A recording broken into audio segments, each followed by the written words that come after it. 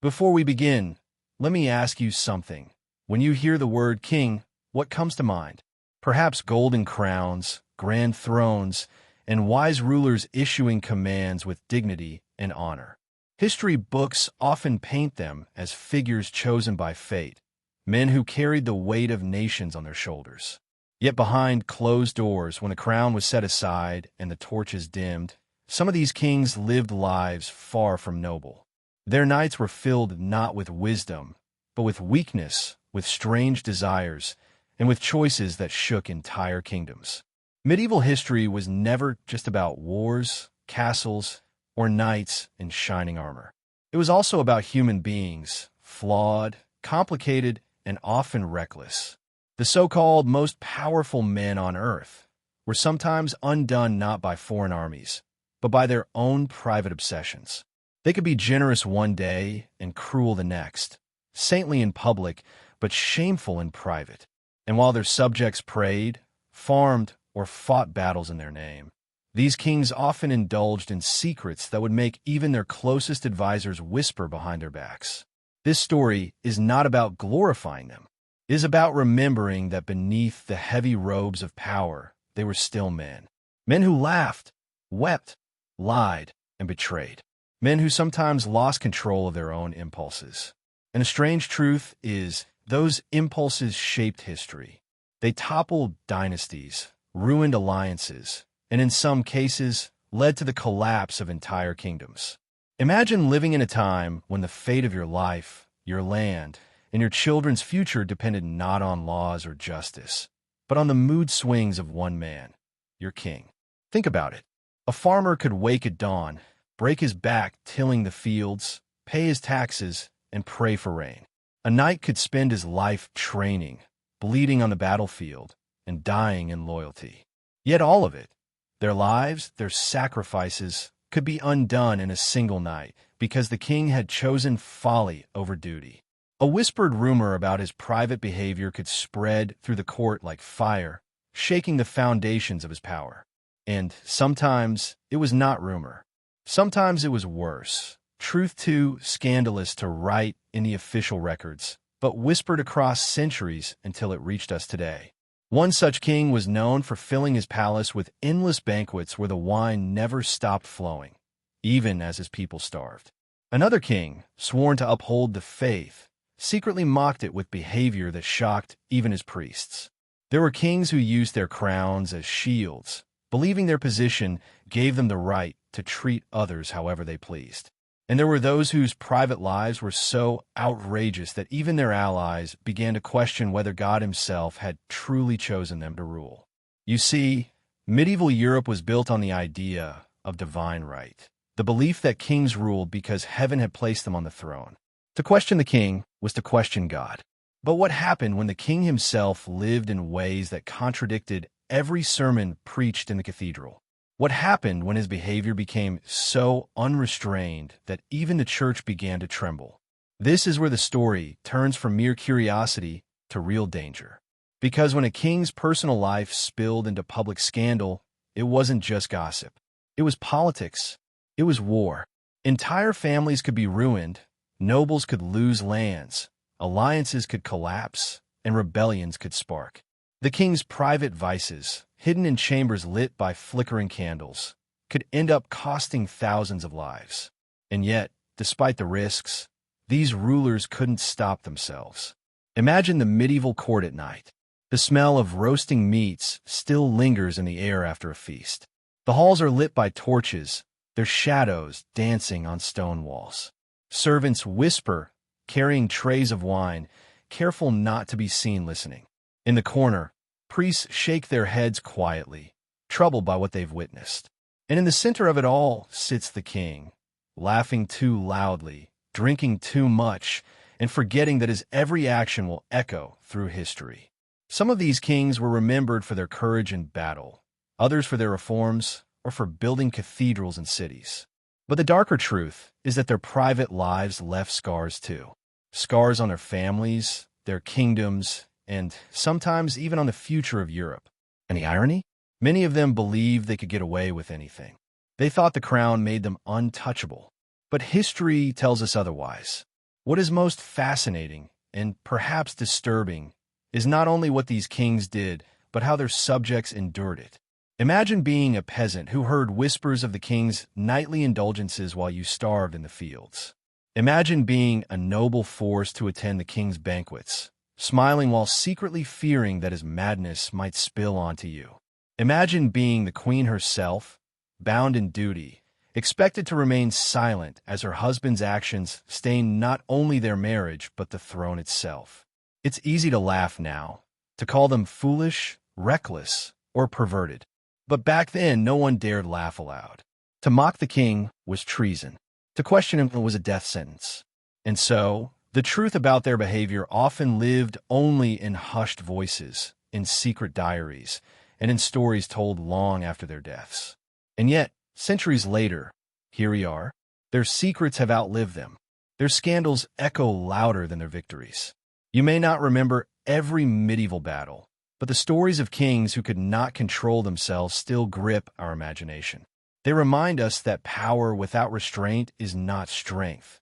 It is weakness disguised in royal robes. Tonight, as you listen, I want you to imagine stepping into that world.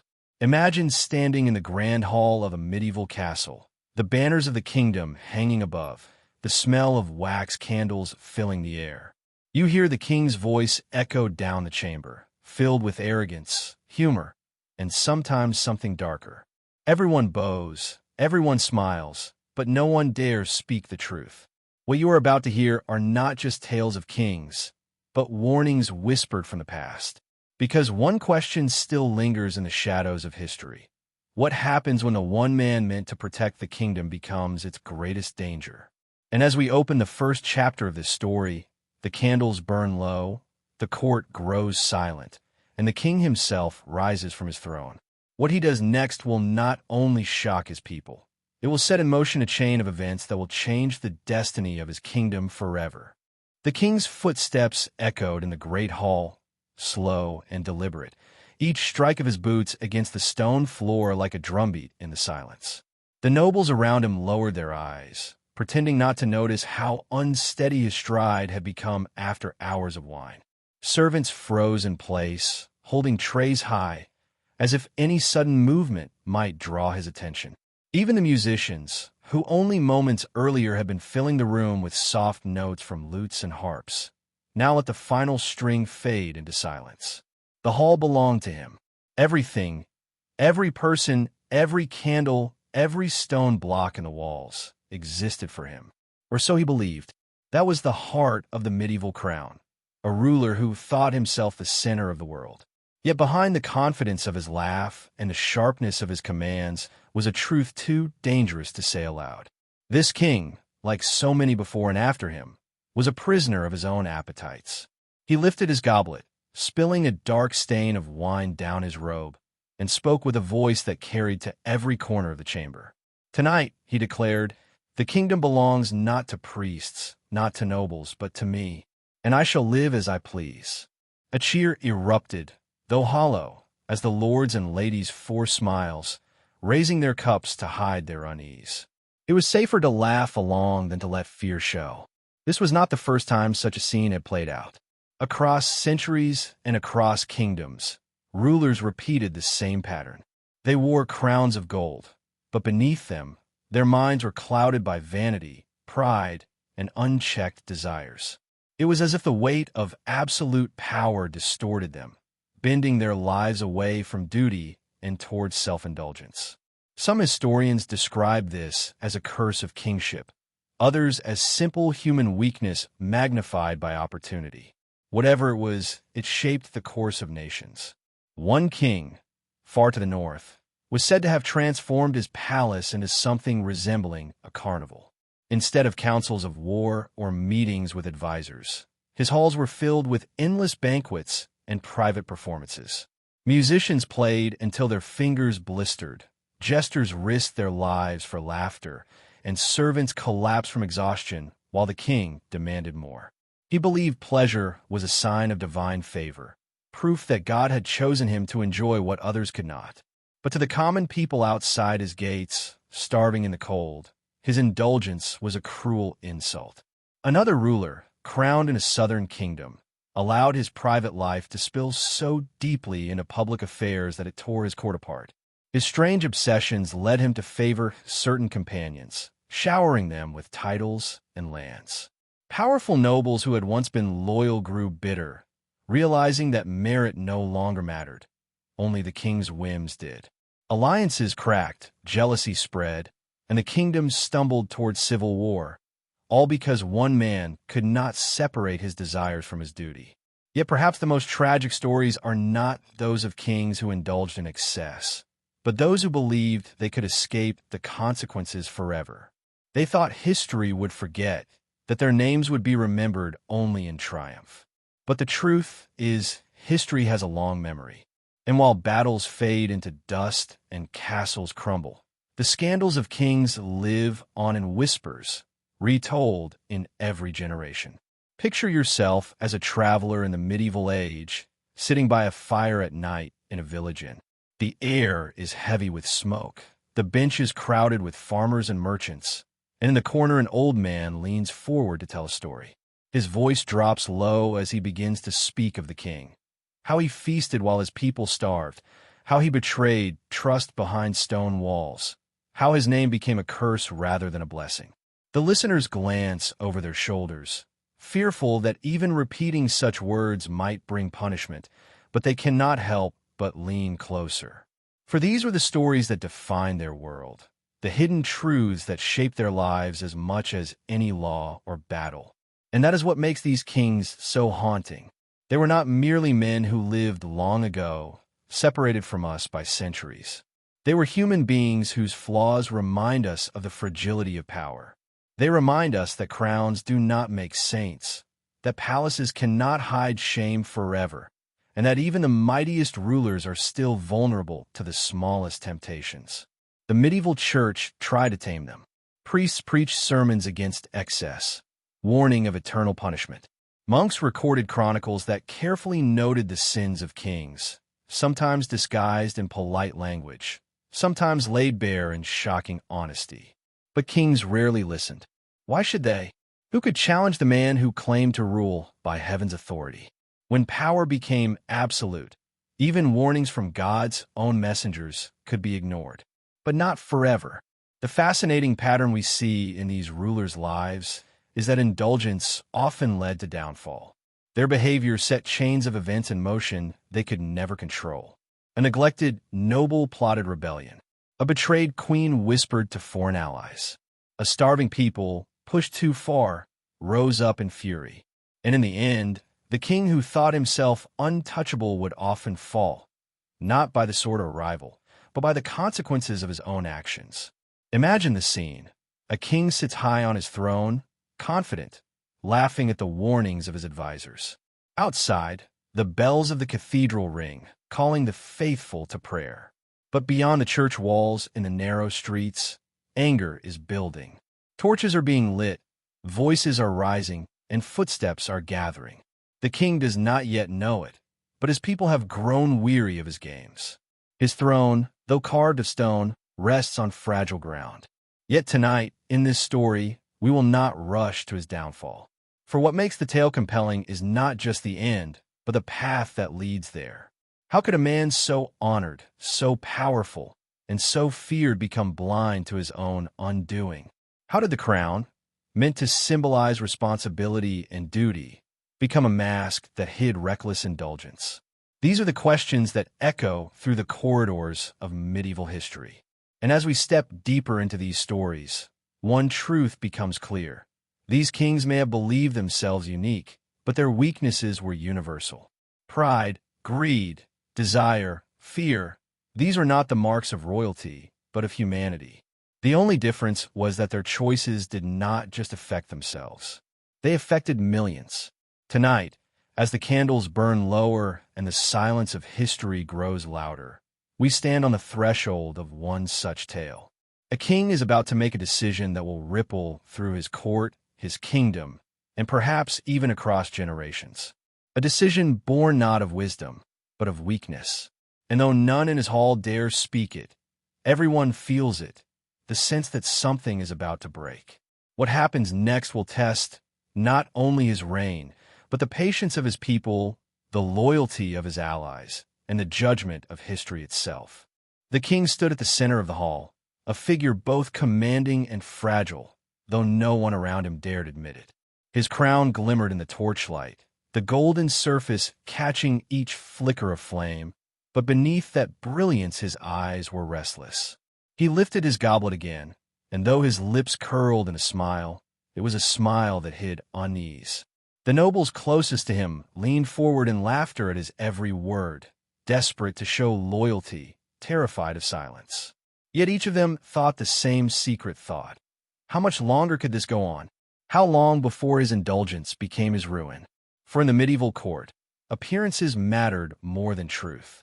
A king could be careless in private, but once the whispers spread too far, once the clergy or the nobles began to question, once the common people began to murmur, his throne shook with every passing day. And the strange, dangerous irony was this. The more a king feared losing respect, the more wildly he tried to prove he still possessed it. Across history, stories like this repeat.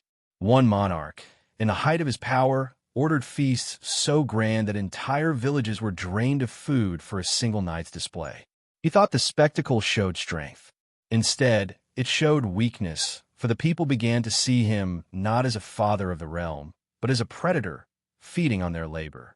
Another king, far younger, inherited his throne as a boy and grew into manhood, believing every desire of his heart was holy, simply because he desired it.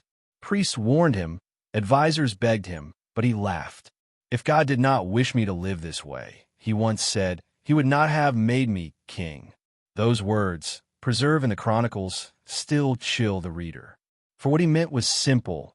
His crown excused anything. And yet, if you listen carefully to history, you can almost hear the ticking of a clock behind such words. For indulgence always has a limit. A kingdom can only endure so much before it begins to crack. Let us pause here and picture the kingdom beyond the castle walls. In the villages, peasants sleep on straw beds after long days of labor. Their children go to bed hungry, their prayers whispered to saints for mercy. In the towns, merchants tally their accounts, worried about taxes that rise higher with every festival the king declares. In the monasteries, monks bend over manuscripts, recording both scripture and scandal, knowing that one day, future generations will read the truth that no one dares speak aloud today. The medieval world was heavy with silence. Silence in the fields, silence in the churches, silence in the courts. Not because there was nothing to say, but because people were afraid to speak. A single careless word about the king could mean the dungeon, the lash, or worse. And so, the truth lived in whispers. Those whispers are what have reached us now. They survive in the margins of chronicles, in letters smuggled across borders, in confessions written by weary priests. They paint pictures of kings who were not always the noble warriors carved into statues or painted in stained glass. They reveal kings who were, at times, little more than men chasing shadows of pleasure, blind to the suffering they caused. And as these whispers grew, they became dangerous not only to the king, but to everyone around him. A noble who heard too much might be accused of slander. A servant who repeated a rumor could be hanged for treason. Even queens, trapped in marriages they did not choose, were forced to guard their tongues, knowing that their lives depended on silence. Imagine the weight of that silence. An entire kingdom holding its breath, waiting for the moment it would no longer be possible to ignore the truth. History tells us that this moment always came. Sometimes it arrived quietly, with a council of nobles deciding the king must be restrained, even replaced. Sometimes it came violently, with rebellion rising in the streets, peasants carrying pitchforks against armored knights. And sometimes it came in the most subtle of ways, a foreign power using the king's scandal as a weapon, spreading stories to weaken him before war. Because that was the cruelest part of all. The king's private life was never truly private. It was a weapon, a vulnerability, a crack in the armor of his power. His enemies studied him not only on the battlefield, but in the bedroom, in the banquet hall, in the whispered rumors of the court. To rule was to live inside a glass chamber, every shadow magnified for all to see. But kings rarely understood this. They believed their secrets would remain hidden, protected by walls of stone and loyal guards. They did not see that servants talk, that priests confess, that allies betray. And when their secrets finally slipped into the open, the results were devastating.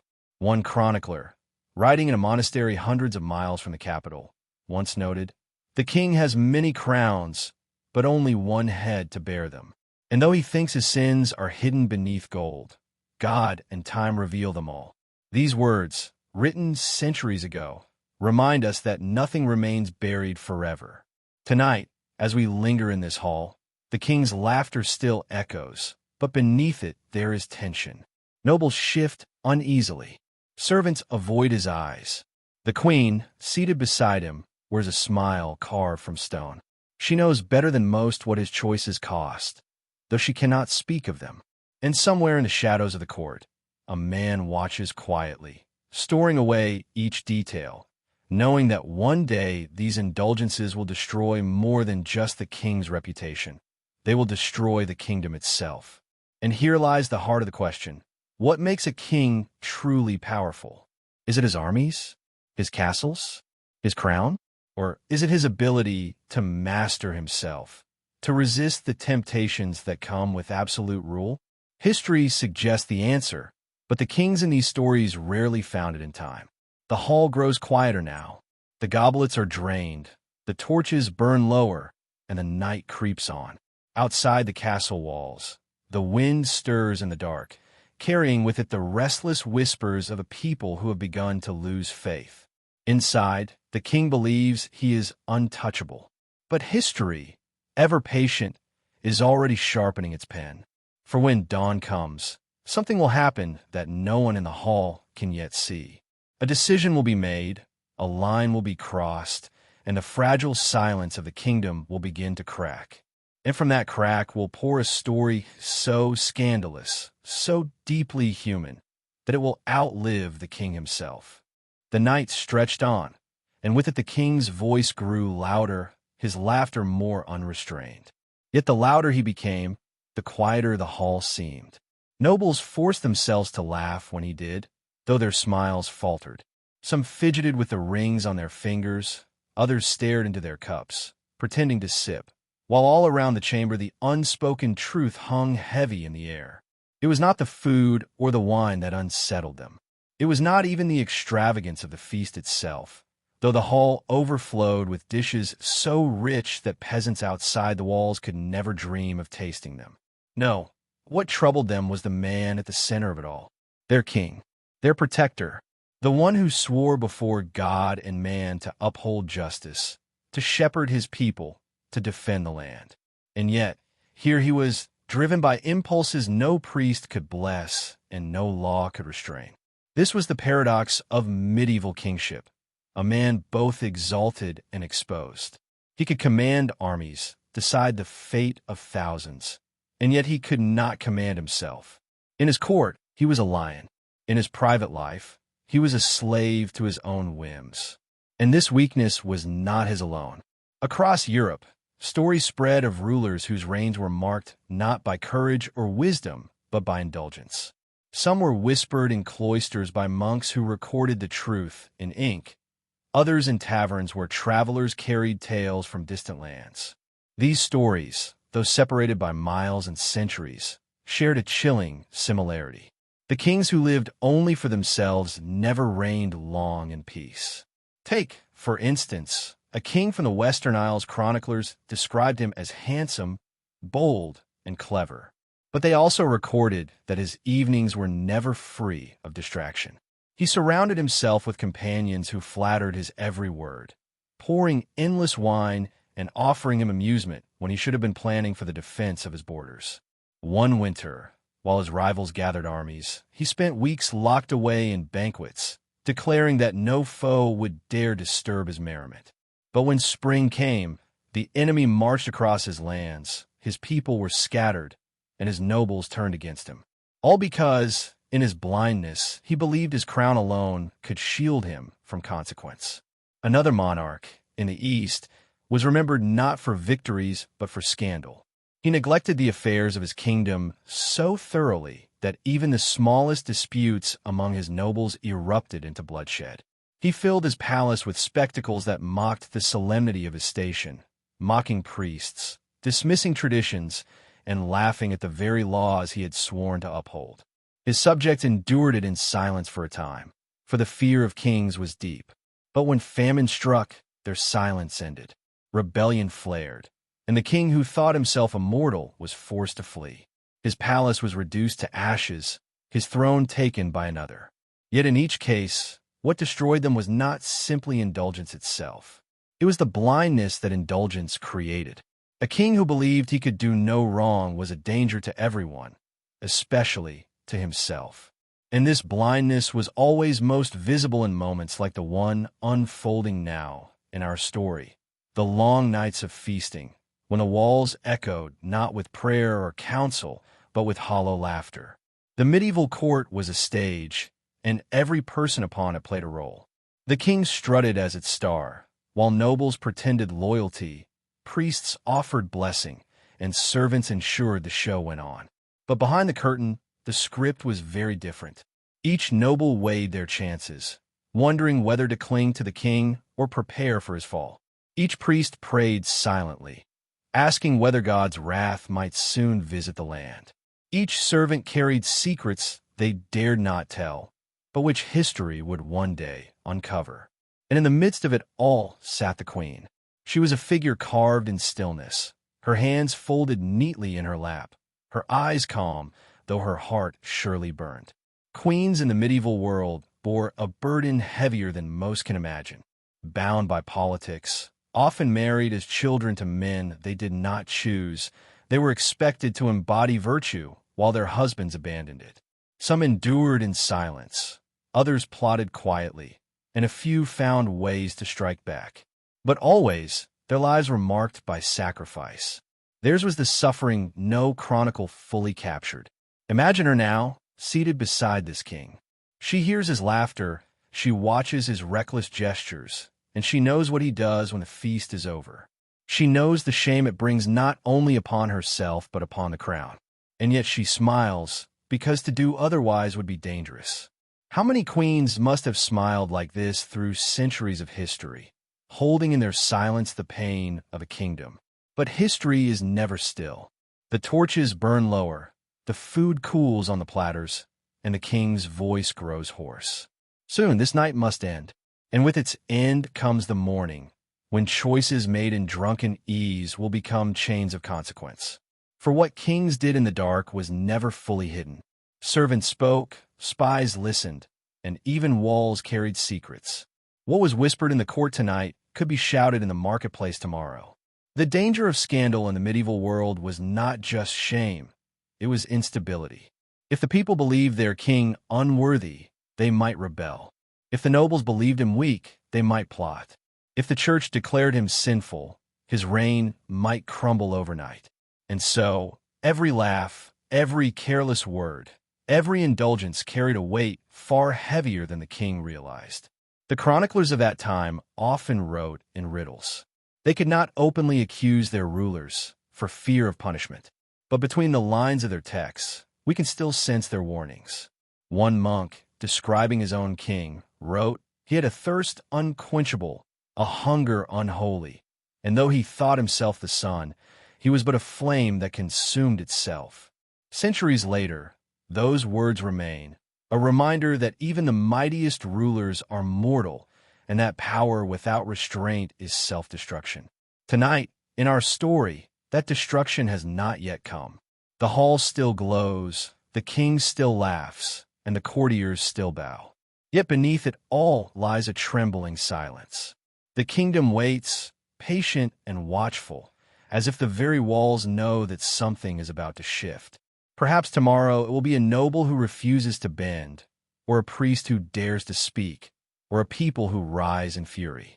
Or perhaps the king himself will stumble into a mistake too grave to be ignored. But one way or another, the cracks in his crown are spreading. And once a crown cracks, it is never whole again. The feast dwindles. The last goblet is emptied. Servants begin to clear the hall, their footsteps soft, their eyes lowered. The nobles bow deeply, retreating into the shadows of the corridor. The queen rises, her smile still frozen in place, her silence unbroken. And at last, the king himself stands, swaying slightly as he makes his way toward his private chambers. The torches sputter, the hall grows dark, and the kingdom holds its breath. For tonight's indulgence will not end with sleep.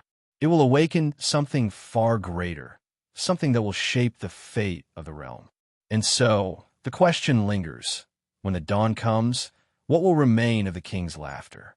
The corridors of the castle stretched long and silent as the king left the hall, the echoes of his laughter fading into stone. Behind him, the nobles dispersed with careful steps, their minds heavy with thoughts they dared not share. In every corner of the court there were secrets, and in every shadow there were eyes. To live in a medieval palace was to live within a world of masks, where loyalty was rehearsed and silence was survival. But who truly was this man at the center of it all? To the common people, he was a distant figure, a name spoken in church prayers and on tax records. They did not see the feasts or hear the laughter. They saw only the effects, empty granaries, heavier burdens, and soldiers marching through their villages.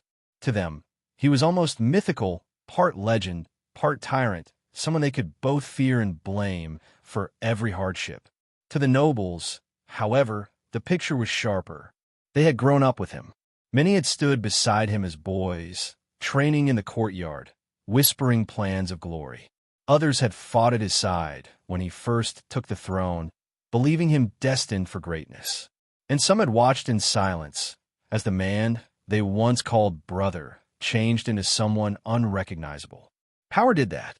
It transformed, it corrupted, and it isolated. The crown was not just a symbol of rule. It was a wall that rose higher each year, shutting the king off from those around him. The queen, perhaps, knew him best of all. She had seen the private man beneath the robe and crown, the restless soul that no amount of feasting could quiet. She had seen his doubts, his pride, his sudden anger, and his moments of charm.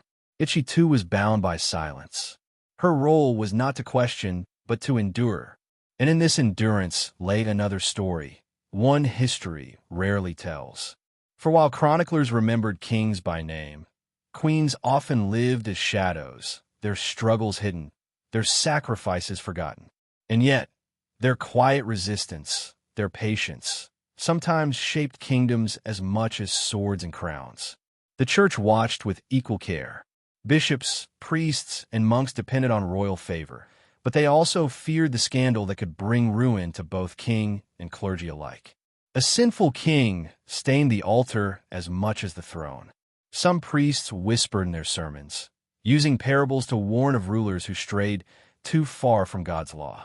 Others kept silent, taking gifts and gold in exchange for blessing the very man they feared would destroy the realm. In these halls of faith, loyalty to God and loyalty to the king were always in conflict. And those caught between the two carried a heavy burden. Even the servants, those invisible hands who filled goblets, swept floors, and lit torches, knew truths too dangerous to speak. They saw the king when he was unguarded, when his crown was off, when the walls echoed with secrets never meant to leave the chamber. They carried those truths in silence, their lives hanging on the thin edge of discretion. Yet somehow, over time, whispers always escaped. A glance here, a rumor there, and before long the private world of the king seeped into the streets. That was the danger of power lived without restraint. It could not stay hidden forever. It left trails, in records, in memory, in rumor. And once a story began to spread, it could not be silenced. In taverns, peasants would tell each other in hushed tones, exaggerating details they could scarcely prove. In monasteries, monks would record careful notes, disguising their words as allegories to avoid angering the crown. In distant courts, foreign rulers would eagerly seize upon such tales, using them as weapons to weaken a rival kingdom. The private choices of one man could ripple outward until entire nations trembled. And perhaps that was what made these rulers so dangerous.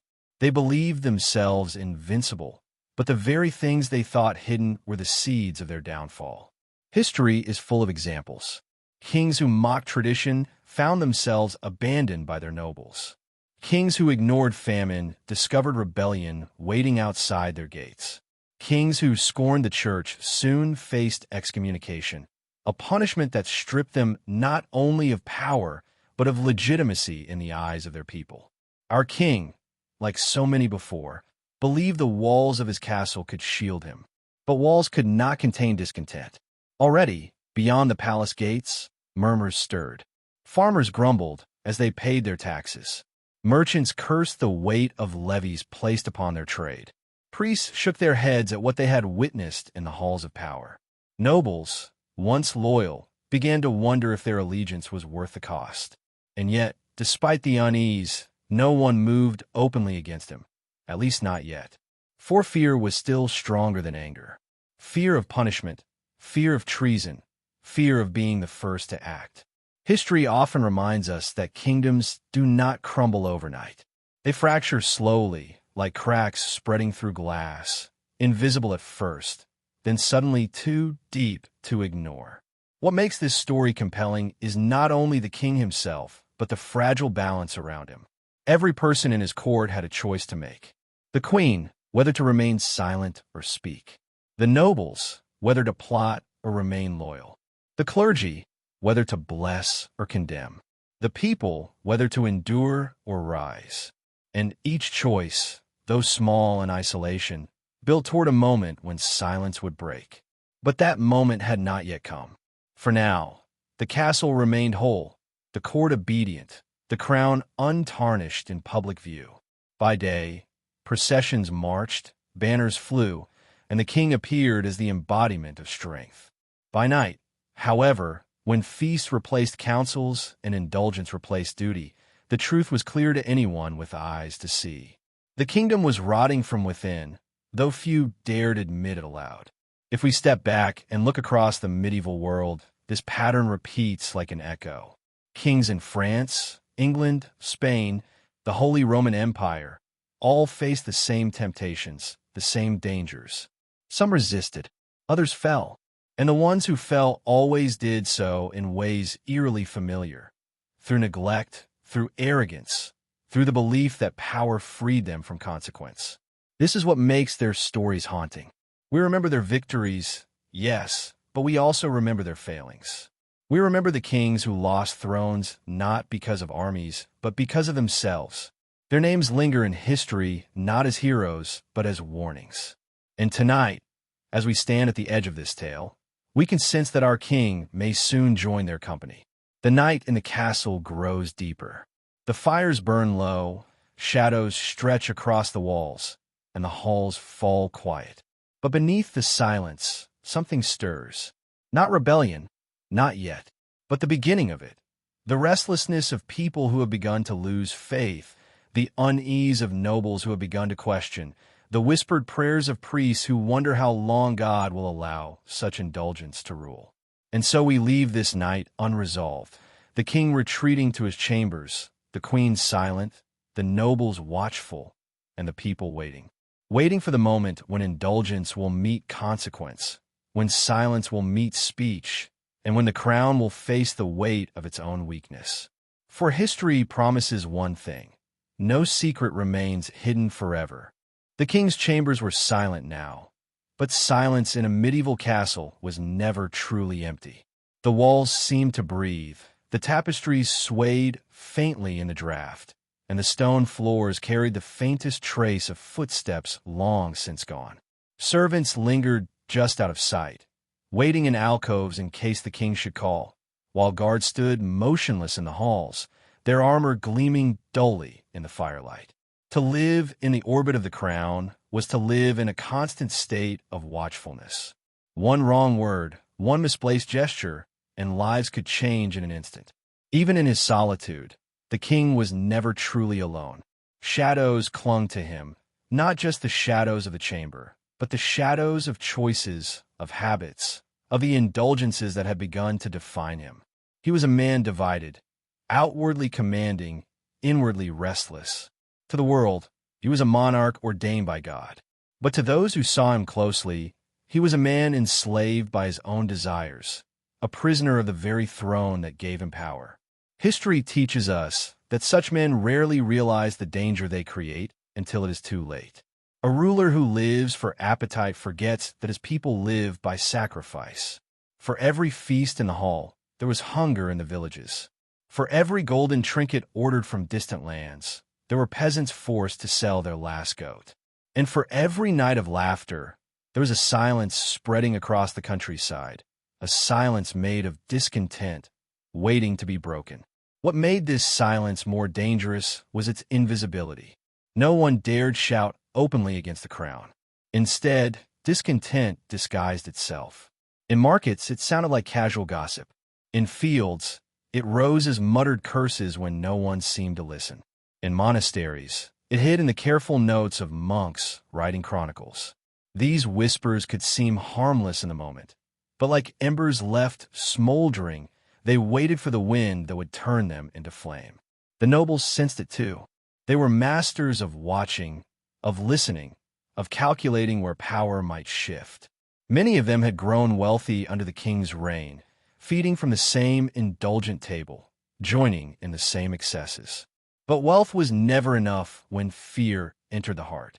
Nobles knew that if the people broke, it would not only be the king they turned against, but every hand that had feasted with him.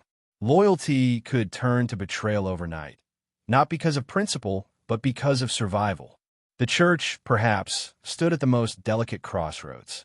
Bishops were torn between their duty to God and their dependence on the crown. To condemn the king outright was dangerous. It could mean exile or worse. To remain silent was equally dangerous, for silence in the face of corruption could cost them their souls.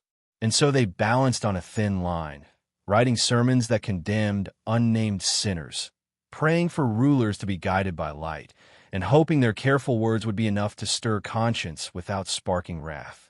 This was not unique to our king. Across Europe, history preserves stories of rulers who fell into similar patterns.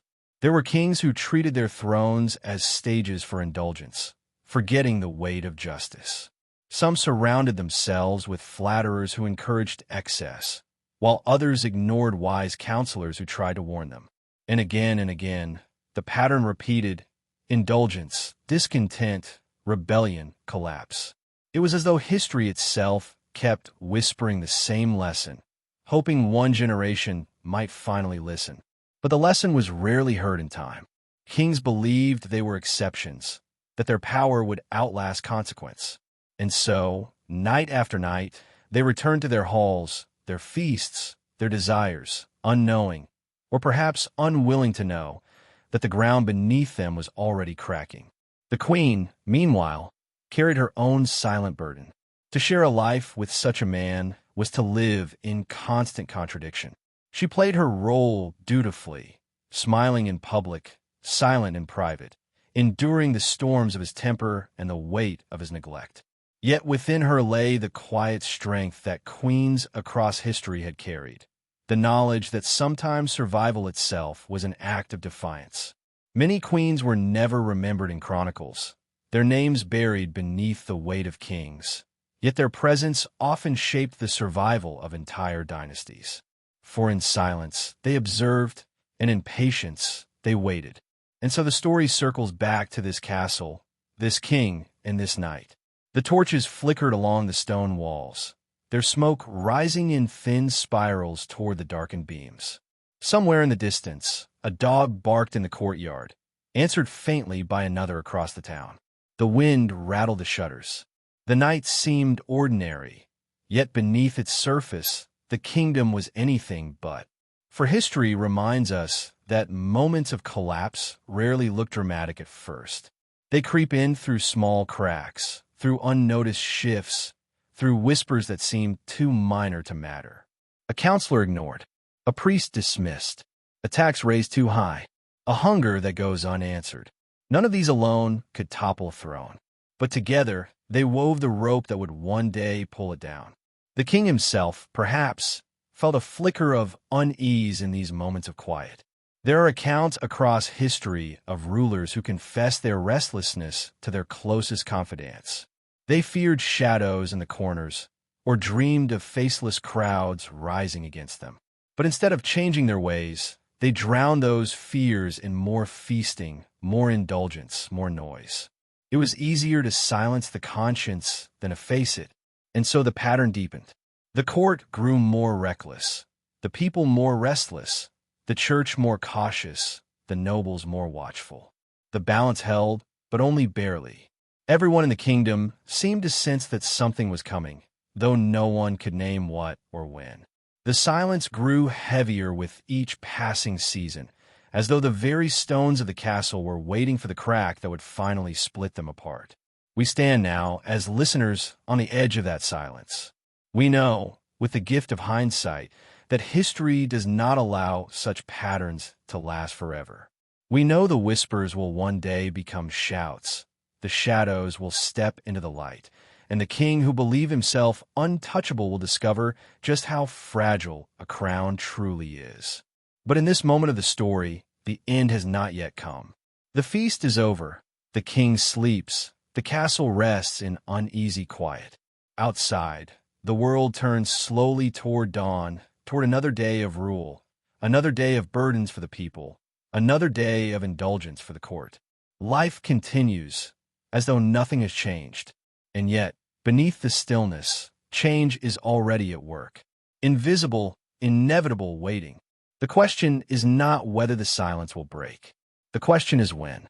Dawn crept across the castle walls slowly, pale light seeping through narrow slits cut into the stone. The torches sputtered out one by one as servants moved quietly to clear the remains of the night before. The great hall, once filled with noise and laughter, now smelled of stale wine, overturned bread, and the faint smoke of dying fires.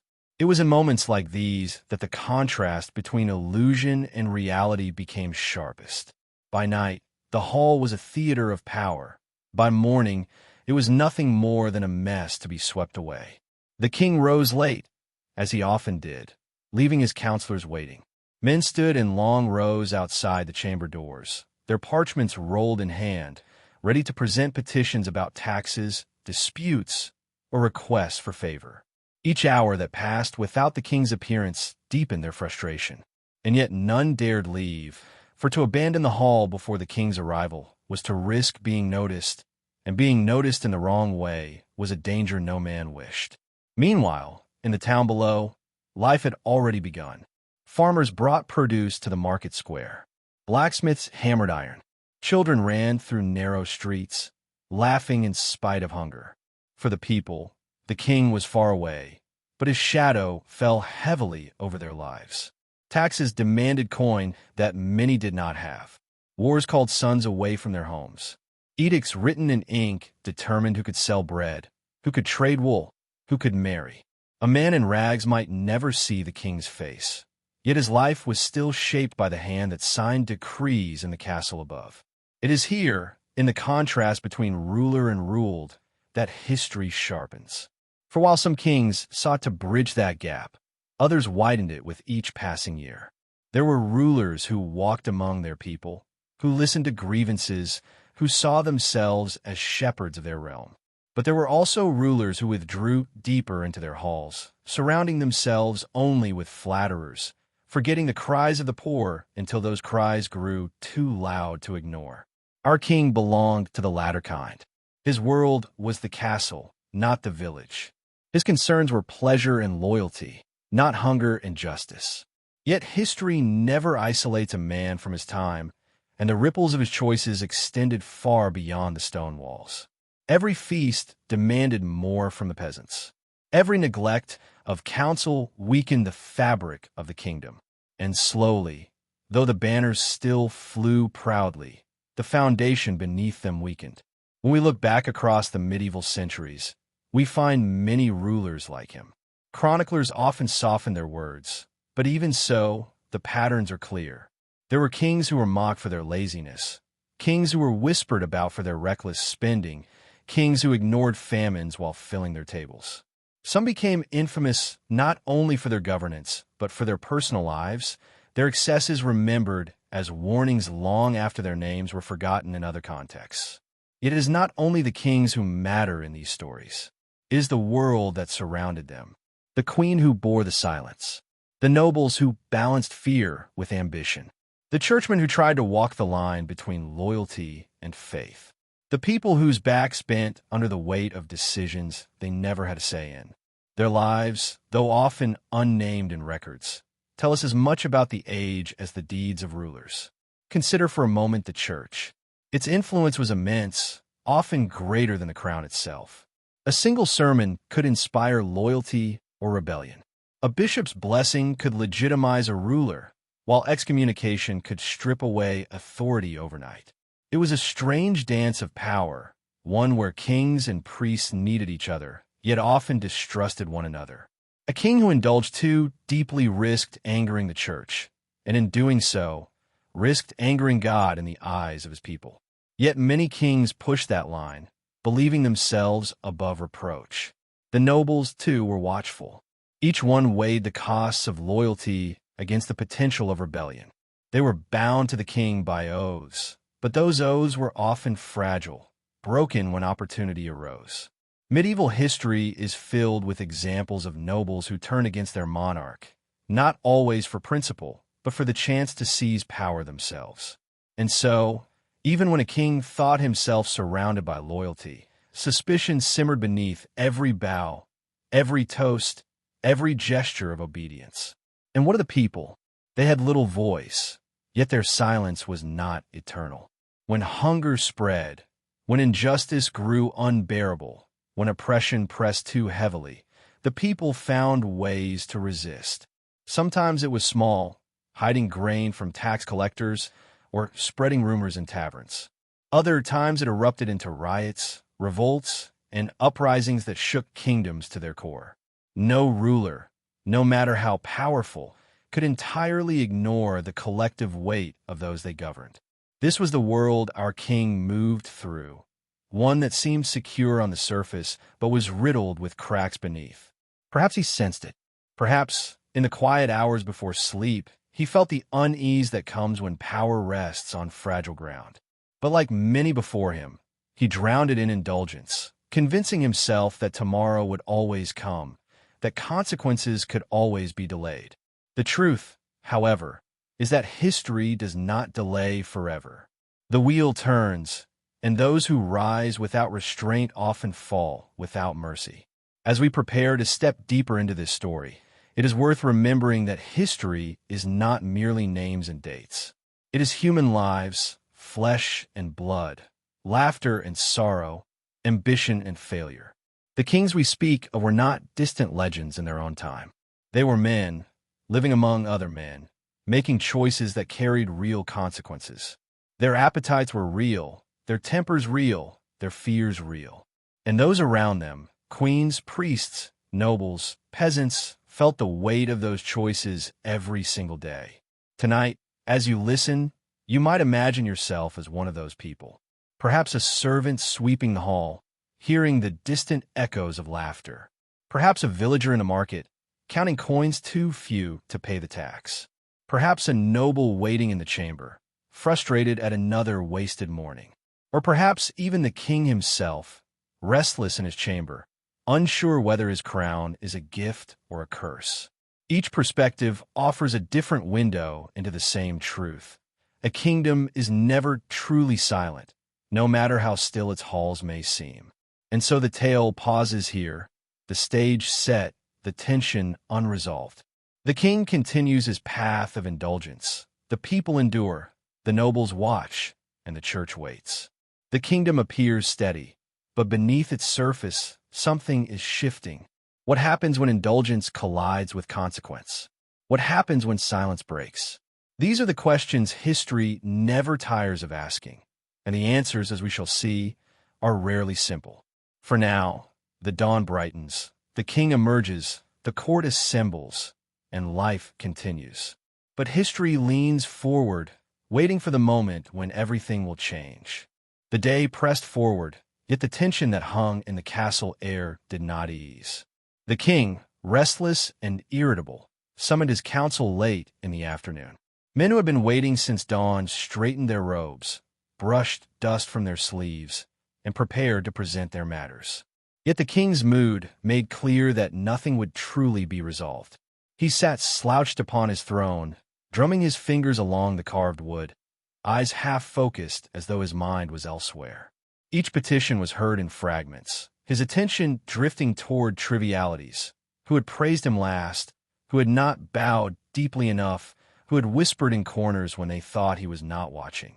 The counselors exchanged glances, careful not to let their discontent show. These were men tasked with guiding the realm, managing grain supplies, negotiating trade, overseeing the army. Yet their ruler seemed more concerned with his pride than with famine or war. They could not speak it aloud, but in their silence, the conflict deepened.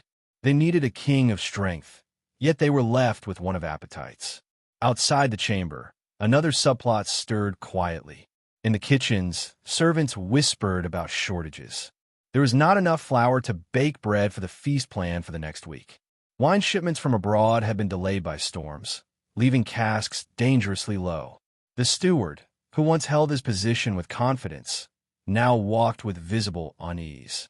He knew the king's temper, knew that excuses were never tolerated, and yet he could not conjure grain or wine from nothing. Behind the scenes, the smallest cracks in the system of supply and spectacle began to show. In the queen's quarters, silence took a different shape. She received a letter written in careful script, delivered secretly by a servant who dared not speak of it aloud. It was from her family, nobles who lived far from the capital, warning her that unrest was spreading in the countryside. Villagers were hoarding grain, hiding from tax collectors, murmuring prayers not for the king, but for deliverance from his rule. The letter ended with a plea: "Do not remain silent, for silence will cost more than words." The queen folded the parchment and pressed it to her lips. She knew the danger of speaking against her husband, yet she also knew the cost of waiting too long. The church, too, felt the weight of conflict. In the great cathedral of the capital, a bishop prepared his sermon for Sunday. He had chosen his words carefully, speaking of the dangers of pride, of the sins that led kingdoms to ruin. He would not name the king outright. Such a thing could bring destruction upon himself, but he trusted that those listening would hear the warning between the lines. Yet, even as he inked the last words upon his parchment, he wondered whether veiled sermons would be enough. Would God judge him for caution when bolder truth was needed? The people, meanwhile, bore the heaviest burden of all. In the market square, merchants argued with collectors over levies that left them with nothing. Farmers cursed as they handed over their last sacks of barley.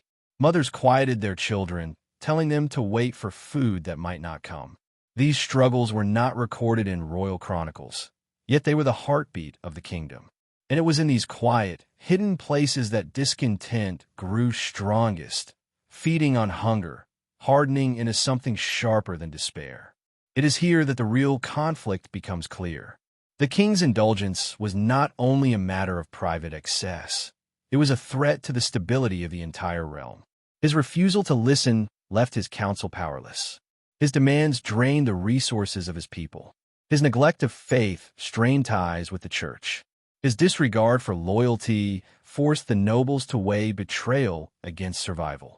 Every corner of the kingdom felt the ripple of his choices, and every corner began to prepare, in its own way, for the moment when patience would end.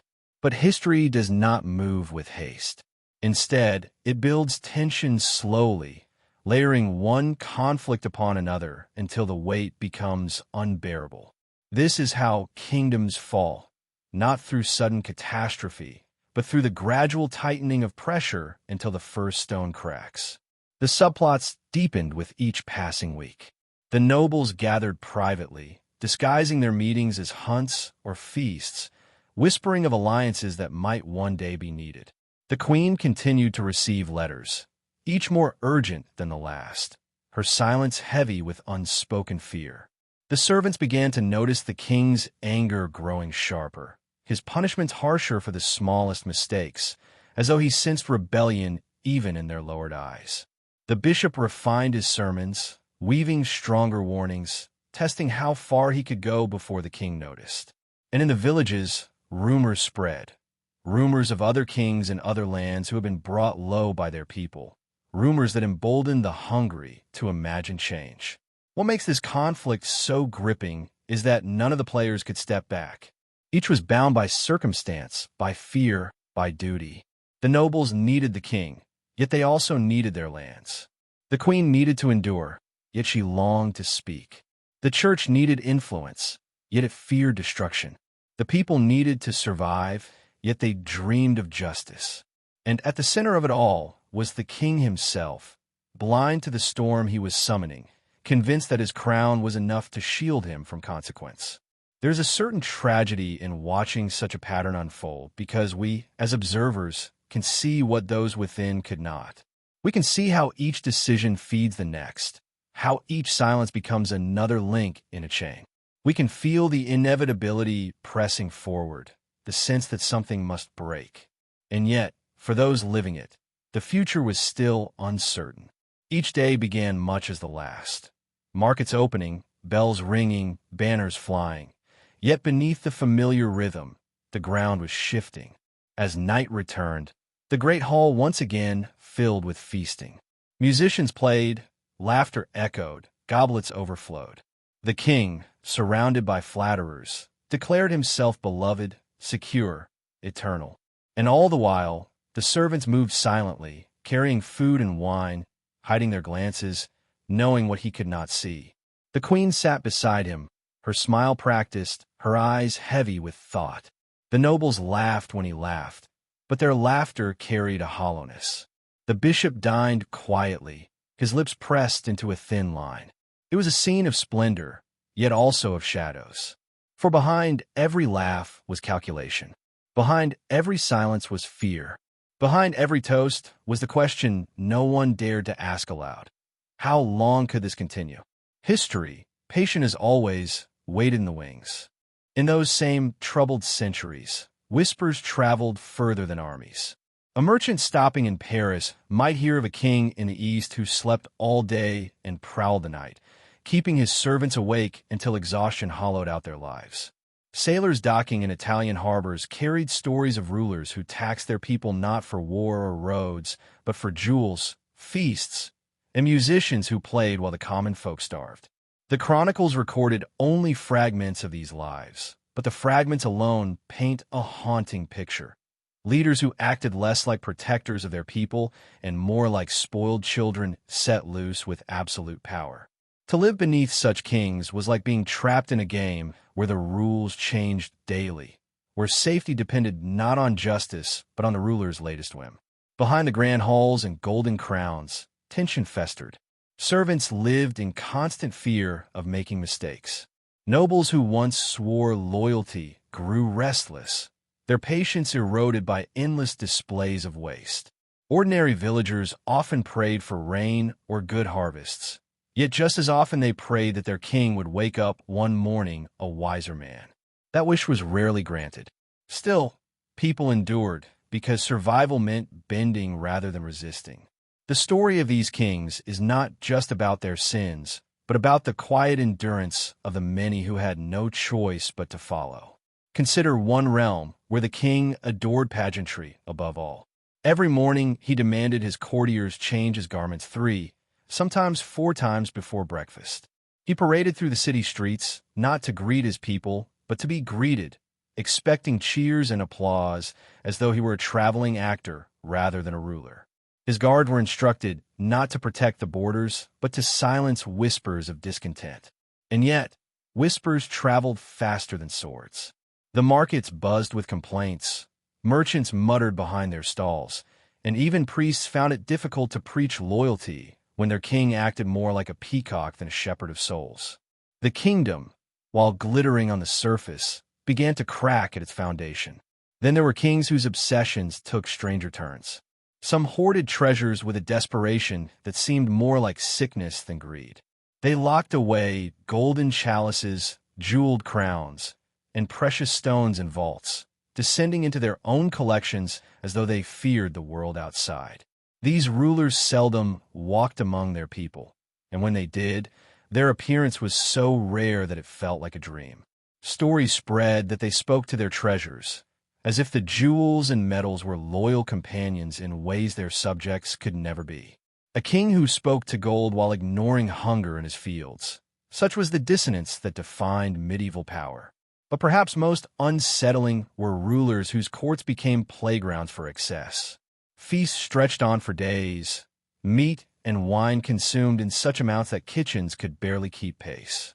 Guests were forced to attend, smiling even when their stomachs ached, because absence could mean suspicion, and suspicion could lead to ruin. While the poor dug through fields for roots to stave off hunger, inside the castle walls tables buckled beneath abundance. Yet with every feast, dissatisfaction grew. The nobles resented being paraded like ornaments. The people resented the taxes that fed such extravagance, and even the soldiers began to murmur. The kingdom's power looked unshakable from afar, but inside its walls it trembled under the weight of vanity. The great irony of these medieval rulers is how much energy they spent building images of strength while planting seeds of weakness. A king obsessed with appearance was blind to the plots brewing in his court. A ruler who demanded endless entertainments often overlooked the silent conspiracies of his advisors. And kings who indulged in their own desires while ignoring their people unknowingly built ladders for rebellion. Their reigns were long not because they were loved, but because fear is a stubborn glue. Still, history shows again and again that fear cracks, and when it does, it shatters suddenly and violently. It was not only kings who bore responsibility for these troubled times. Around them, courtiers and counselors played their own games. Some encouraged excess, hoping to profit from it. Others worked quietly to temper their rulers' whims, try to steer kingdoms away from collapse. Imagine the burden of a counselor who knew that speaking truth to his king could mean banishment or death. Yet silence meant watching an entire realm decay. These figures remain shadows in history, their names often forgotten, but their dilemmas echo through time. How does one serve both a crown and a conscience? It was a question repeated in countless chambers across medieval Europe. Meanwhile, the common folk developed their own strategies. Some tried flattery, praising their king in hopes of lighter taxes or simple survival. Others sought distance, retreating into villages where royal eyes rarely wandered. Ballads and tales became outlets for frustration. Coded stories sung by minstrels who described foolish kings in words vague enough to avoid punishment, yet sharp enough for listeners to recognize the truth. Humor became a weapon, and so did silence. The power of rulers may have reached every corner of their realms, but the human spirit found ways to bend without breaking. Still, one cannot ignore the strange magnetism of these kings. For all their flaws, they fascinated their people. Crowds gathered to glimpse them, to hear their proclamations, to marvel at the jewels and silks they draped themselves in. Fear and admiration tangled together, creating a dangerous devotion that made subjects complicit in the very system that oppressed them.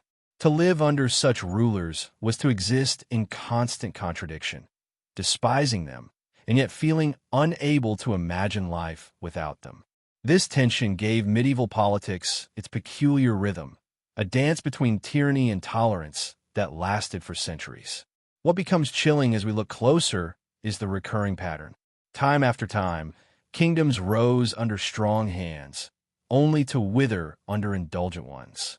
Time after time, subjects tolerated excess until one spark ignited revolt.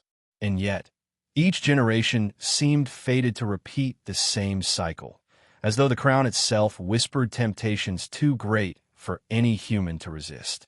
Was it the age, the culture, or the nature of power itself that twisted kings into creatures of indulgence and fear? That question lingers unanswered in the margins of history books. Tonight, as we trace their stories, it is not only about kings, but about the fabric of human weakness and endurance. Power reveals, power corrupts, and power endures even when it is resented. These medieval rulers remind us that behind every throne lies a fragile balance, between desire and duty, between fear and love, between survival and collapse. And somewhere in the dim corridors of their castles, in the flicker of torchlight and the echoes of laughter too forced to be sincere, a deeper conflict brewed, waiting to surface. The chronicles end their entries abruptly, leaving us to wonder. A feast cut short, a rebellion hinted at, a scandal half described before the ink runs out. We are left suspended in time, caught between what we know and what we can only imagine. Did the people endure? Did the rulers ever learn? Or did the cycle turn once more, as it always seemed to? The answers remain just beyond reach, waiting in the next chapter of this long, restless tale. The cracks in those kingdoms were often invisible at first. They did not appear as riots in the streets or armies gathering at the gates. Instead, they started as small murmurs, carried by servants in hushed voices behind stone walls, or by peasants leaning across market stalls. A single complaint, a whispered joke, a muttered curse. These were the first signs that loyalty was thinning. A ruler might ignore such whispers, thinking his crown made him untouchable. But history has shown that the quietest murmur can one day rise into a roar. Imagine the cook in a royal kitchen, preparing endless courses for a banquet, while knowing her own family in the village had nothing to eat. She dared not speak openly, but her silence at the table carried meaning. Or the scribe, instructed to glorify his king's exploits, yet leaving careful gaps in the records, subtle omissions that spoke louder than words. Each act was small, almost invisible, but together they wove an undercurrent of resistance. The walls of a castle could keep out armies, but not the invisible weight of resentment. Some rulers tried to confront these tensions with pageantry. They paraded through towns, giving gifts of bread or coins to create a display of generosity. Crowds often cheered in the moment, but once the procession passed, hunger returned, and the anger that followed was sharper for having been teased by false hope. Other rulers turned to fear, using guards, prisons, or executions to silence unrest. Yet fear, though powerful, rarely lasted. The more a king demanded obedience, the more he reminded his people of their chains, and chains eventually invite rebellion. The nobles, too, felt the strain. While they enjoyed privileges ordinary people could only dream of, they were not immune to a king's whims. One ruler might shower a noble family with lands and titles, while another could strip it all away over a single imagined insult. In that uncertainty, loyalty began to shift. Alliances formed in secret, often sealed not with grand declarations, but with quiet promises shared in candlelit chambers. A noble smile at court might mask a heart already plotting betrayal. The seeds of civil war were planted not in open battlefields, but in the fragile trust between rulers and their closest advisors. Religion, too, played its role in this uneasy balance. Priests and bishops often walked a dangerous line, caught between serving God and serving kings. Some used sermons to remind rulers of their duty, hoping to temper their behavior with spiritual warnings. Others aligned themselves with the throne, offering blessings in exchange for wealth or favor. The faithful in the villages, however, could see through such bargains. When they prayed in their churches, they prayed not just for salvation, but for justice, for a time when their suffering would be noticed, and for rulers who might finally listen. But the most haunting stories come not from rebellion or war, but from the quiet despair of ordinary people. Imagine the farmer who paid taxes so high he could barely keep seed for the next year. Imagine the mother who watched her children starve while hearing rumors of feasts in the palace that lasted until dawn. These are the untold struggles that give depth to the chronicles. The kings might appear as glittering figures in gilded halls, but their reigns were built upon the backs of men and women who carried burdens too heavy to name. Their silence was not consent, but survival. What fascinates us today is how these rulers could ignore the suffering around them. Was it blindness, or did they truly believe themselves chosen by divine right, untouchable by mortal concerns? Some chronicles describe kings who refused even to look out their windows at the city beyond, fearing the sight of poverty might disturb their pleasures. Others surrounded themselves only with flatterers, ensuring they heard nothing but praise. In their isolation, they built illusions so convincing that they mistook them for truth. Yet illusions are fragile things, and when they break violently. One of the most chilling patterns of this era is how quickly fortune turned. A king might one day sit upon a throne, draped in silks and commanding loyalty, and the next be dragged from his chambers by the very guards who once swore to protect him. Crowds that once cheered might throw stones. Nobles who once bowed might conspire in whispers. Even the most feared rulers discovered, often too late, that power rests not in crowns or castles, but in the fragile trust of those beneath them. Once that trust is broken, no amount of treasure or soldiers can mend it. And yet, for every downfall, a new figure always rose. Sometimes the successor promised reform, pledging to rule with wisdom and restraint. Sometimes they were no different, repeating the same mistakes in new ways. The people, weary but hopeful, often believed each new reign might be different. But again and again, hope curdled into disappointment, leaving only the bitter cycle of expectation and betrayal. History shows us that the crown did not change the man. Rather, the crown revealed what was already within him.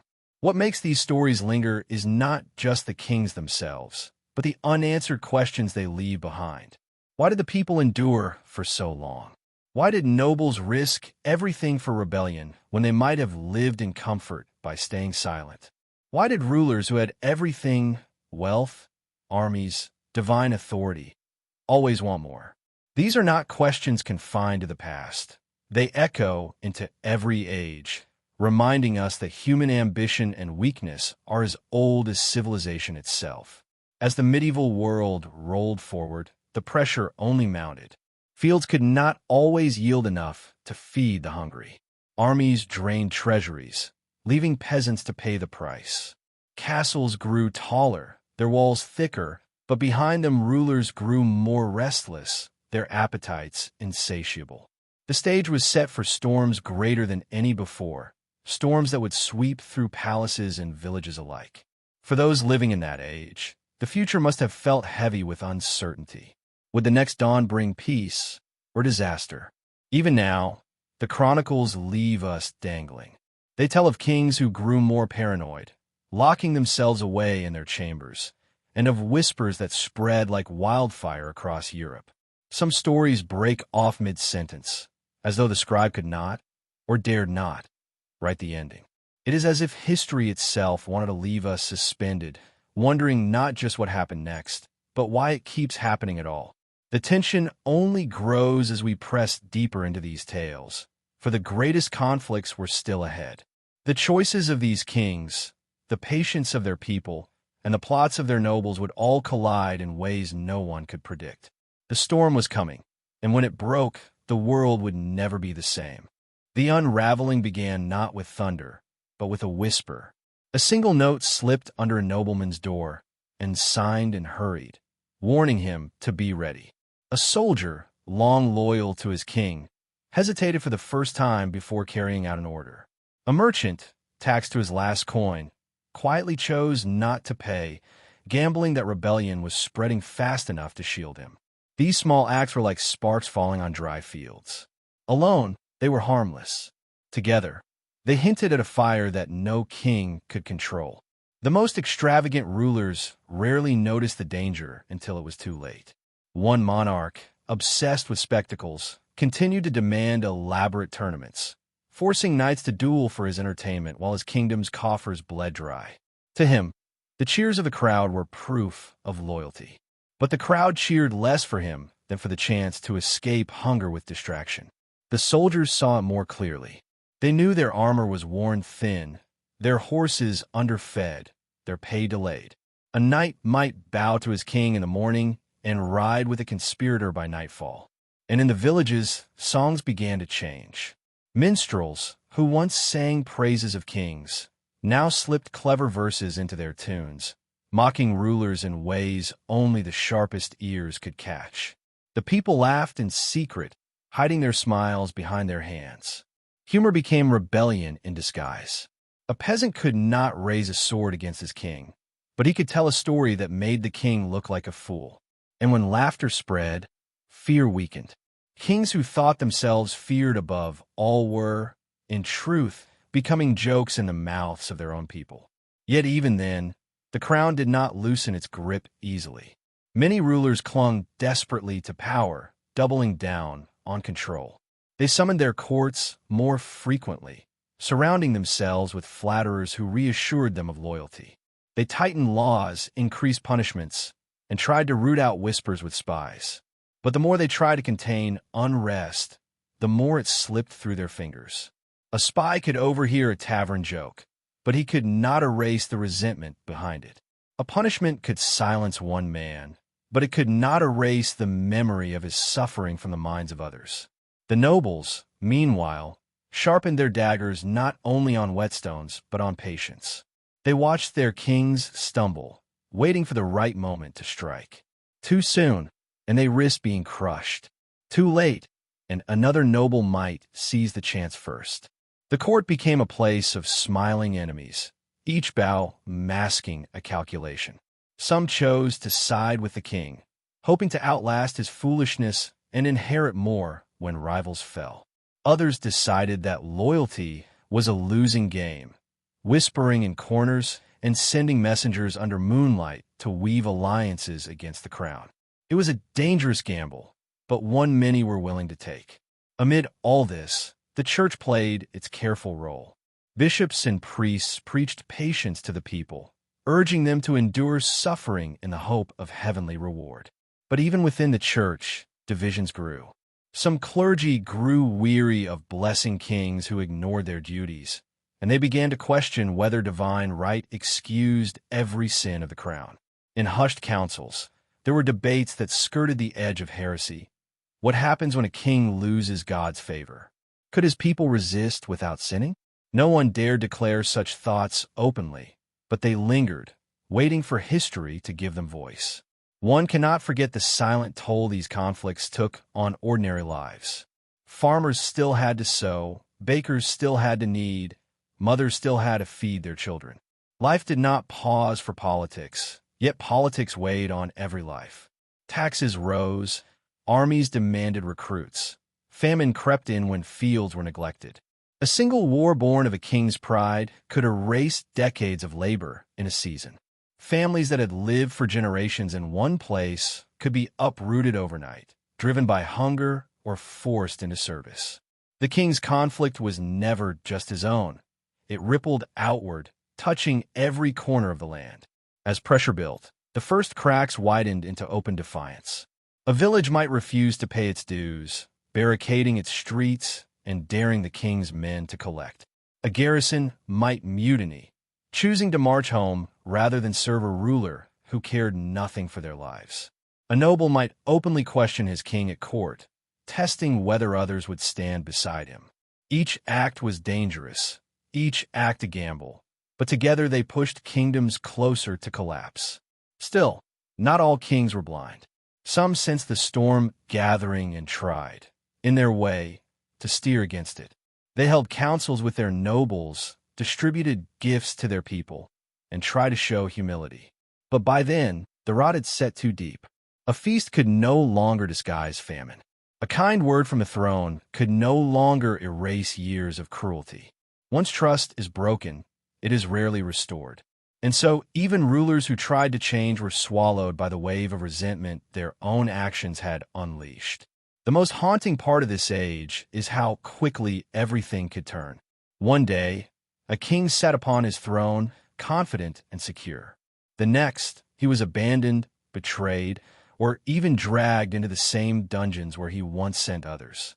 His castles became prisons, his crowns became chains, his legacy reduced to a cautionary tale whispered in marketplaces. And as one ruler fell, another rose, stepping into the same dangerous cycle as though unable to escape it.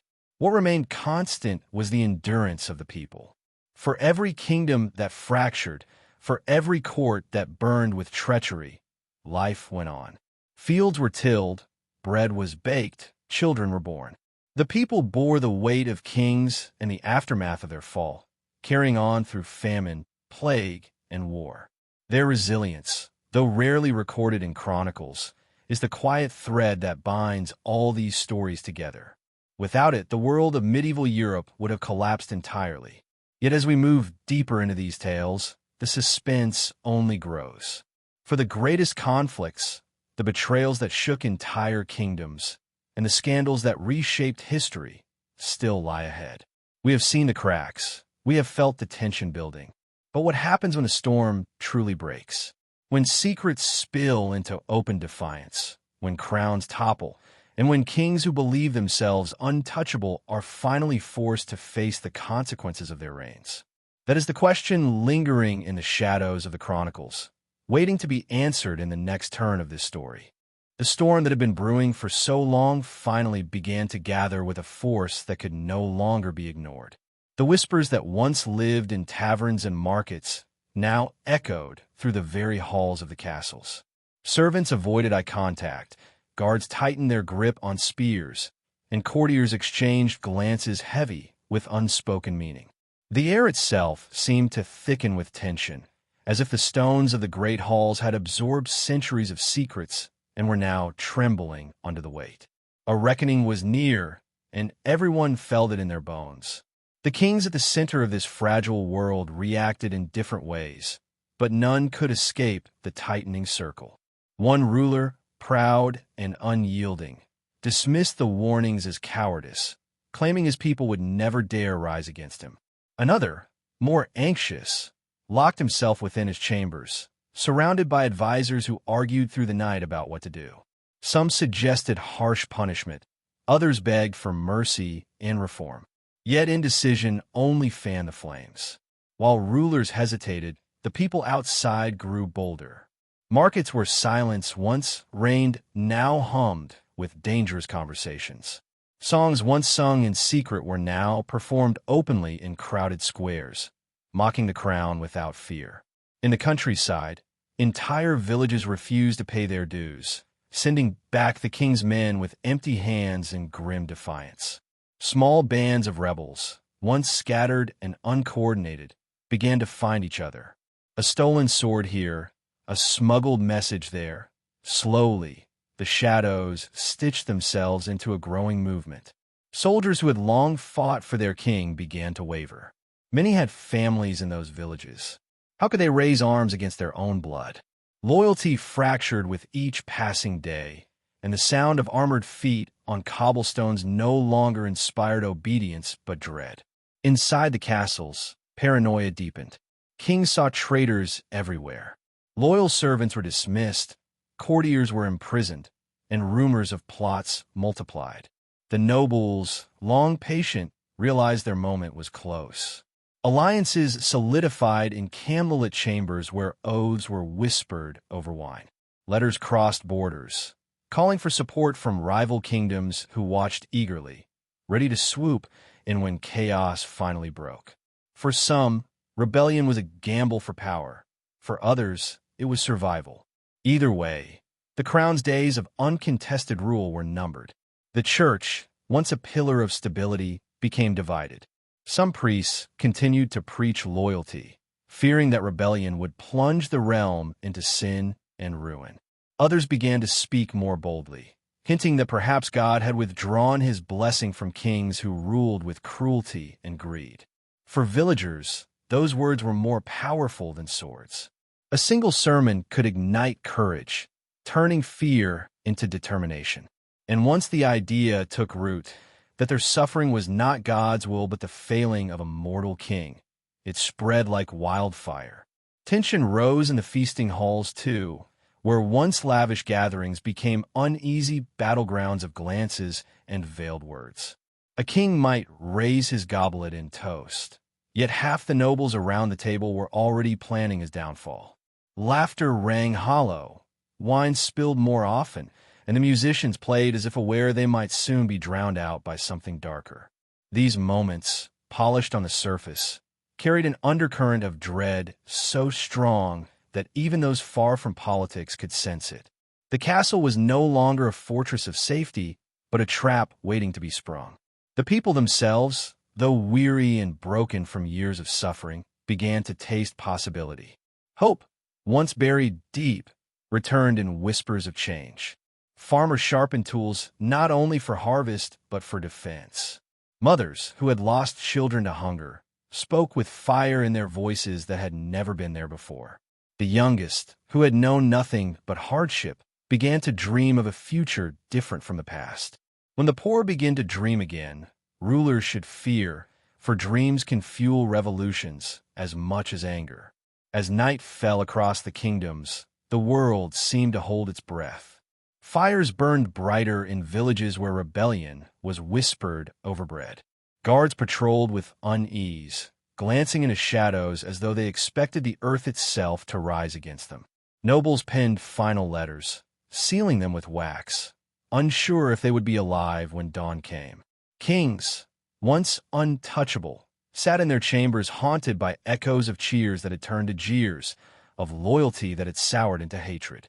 The crown weighed heavier now than ever before. The suspense lies in the silence before the break. Everyone knew something was about to happen, yet no one knew when or how. Would the first strike come from a noble's dagger, a soldier's betrayal, or a village uprising? Would the church declare the crown unworthy, unleashing revolt with holy authority? Would foreign powers march in to claim the spoils of chaos? Each possibility hung in the air like a storm cloud, and beneath it, every man, woman, and child waited, caught between dread and hope. It is here, at the very edge of collapse, that the story sharpens into its most dangerous point. The world of these medieval kings teeters on a knife's edge, and one final spark will decide whether it tumbles into ruin or is reshaped into something entirely new. The climax draws near, but for now the question remains unanswered. Who will strike first, and who will be left standing when the dust finally settles? The night before everything broke was unlike any other. The moon hung low, heavy and pale, casting long shadows that seemed to stretch across every courtyard, every tavern, every narrow alley where whispers stirred. It was as if the world itself had paused, aware that dawn would bring a reckoning. The air felt charged, filled with the breath of 1,000 unsaid words, 1,000 unacted decisions, all waiting to erupt. For the kings who sat inside their towering castles, the silence of the night was more terrifying than the clash of armies. For the people outside, it was the last quiet before the storm. The villages were restless. Farmers sat awake by dim candlelight, polishing old tools that had long been used for harvest but might soon become weapons. Mothers hushed their children not with lullabies, but with warnings to stay quiet, to stay close, for danger was coming. Men who had never left their fields suddenly spoke like soldiers, planning in whispers how they would stand together if the king's men came at dawn. Hope and fear tangled in every heart. Some prayed that nothing would happen, that peace might somehow return, but deep down most knew it was already too late for peace. In the castles, the tension was no less sharp. Banquets had been abandoned. The laughter of courtiers was replaced by hurried conversations in corridors. Servants moved quickly, eyes lowered, listening but never speaking. Nobles paced their chambers, hands trembling as they weighed their loyalties. Every choice was dangerous: side with the king and risk falling with him, or turn against him and gamble on the uncertain future of rebellion. The glow of torchlight flickered against stone walls, making even the strongest fortress feel like a prison. The kings themselves faced the hour with very different hearts. One, stubborn and unyielding, shouted at his council, demanding loyalty and threatening punishment for even the faintest hesitation. His rage filled the halls, but it did not inspire the fear it once had. His threats sounded hollow, his crown seemed fragile, and his men, though still armed, no longer believed him untouchable. Another king, far away, sat alone in his private chamber, staring at his reflection in a golden goblet. He had everything: a crown, jewels, armies, yet none of it felt secure. He whispered to himself in the darkness, trying to summon courage, but hearing only the echo of his own doubt. In the churches, prayers filled the night air. Bells rang faintly in some villages, their sound both comforting and foreboding. Priests urged their congregations to remain faithful, but even their voices trembled. Some spoke boldly, suggesting that the suffering of the people was no longer a test from God, but a sign that the crown had failed. These words, carried by candlelight into the night, spread quickly, igniting hearts more fiercely than any torch. Faith itself was shifting, and with it, the fragile foundation of royal authority began to crumble. The soldiers, caught between duty and doubt, were perhaps the most restless of all. In their barracks, they whispered of desertion, of turning their swords not against villagers, but against the very throne they once swore to defend. Some polished their armor out of habit, though they knew it might soon be meaningless. Others wrote letters to families they feared they would never see again. A soldier's loyalty is strongest when he believes he is fighting for something greater than himself. But what happens when he no longer believes in the man wearing the crown? That was the question gnawing at their hearts. By midnight, the kingdoms were alive with tension, though few dared to speak openly. Fires burned low, horses snorted nervously in stables, and even the wind seemed to carry a different tone. The world was holding its breath, waiting for the first sound that would break the silence. A cry, a clash, a call to arms. And then, slowly, the sparks began to show. In one city, a group of villagers refused to disperse when soldiers ordered them home. Torches flared, voices rose, and the first stones were thrown. In another place, a noble's messenger slipped away into the night, carrying a sealed letter that would deliver betrayal at dawn. In the castle of a fearful king, a servant overheard a plot whispered by two advisors, plans to unseat their ruler before the people could rise against him. The servant, trembling, carried the knowledge like a stone in his chest, unsure whether to warn the king or to stay silent. The closer the night drew to its end, the faster the tension spread. Taverns that had once been filled with nervous laughter now fell into deep, watchful silence. Roads were empty, yet eyes watched from behind shuttered windows. Every sound, the bark of a dog, the clatter of hooves, the distant toll of a bell, felt like a signal, like the beginning of something that could not be undone. And yet, no one moved openly. Not yet. The suspense grew unbearable, because everyone knew the breaking point was coming, but no one knew from where. Would the people strike first, storming the castles with torches and anger? Would the nobles act, turning their daggers against the very thrones they once knelt before? Or would the kings themselves, desperate to survive, unleash their armies in one final act of defiance? As the first light of dawn touched the horizon, the kingdoms stood on the edge of chaos. The fields were quiet, the villages still, but beneath the surface, hearts beat like drums. In the castles, kings waited in silence, knowing the day ahead would decide everything. In the villages, men gripped their tools as though they were weapons, while women whispered blessings over their children. The nobles, their plots ready, rehearsed the words they might soon speak in chambers filled with fear and ambition. It was the moment before history bends, before the weight of centuries crashes into a single day. The people were ready, the nobles were ready, even the soldiers were ready. And the kings, those once mighty rulers who had seemed untouchable, were about to learn how fragile crowns truly are. But as the sun rose higher, still no blow had been struck. The tension stretched tighter, pulling at every soul, making the silence almost unbearable. Something had to break, and soon. The world waited, balanced on the edge of a knife, knowing that when the first move came, nothing would ever be the same again. The silence of dawn was pierced by something unexpected, something no one had prepared for. Just as the kingdoms braced for the long-anticipated clash between people and crown, another voice rose, one that neither kings, nobles, nor villagers had counted on. From the borderlands came riders carrying news of a third force, a hidden power that had been gathering in the shadows all along. They were not peasants, not nobles, and not loyal soldiers bound to any throne.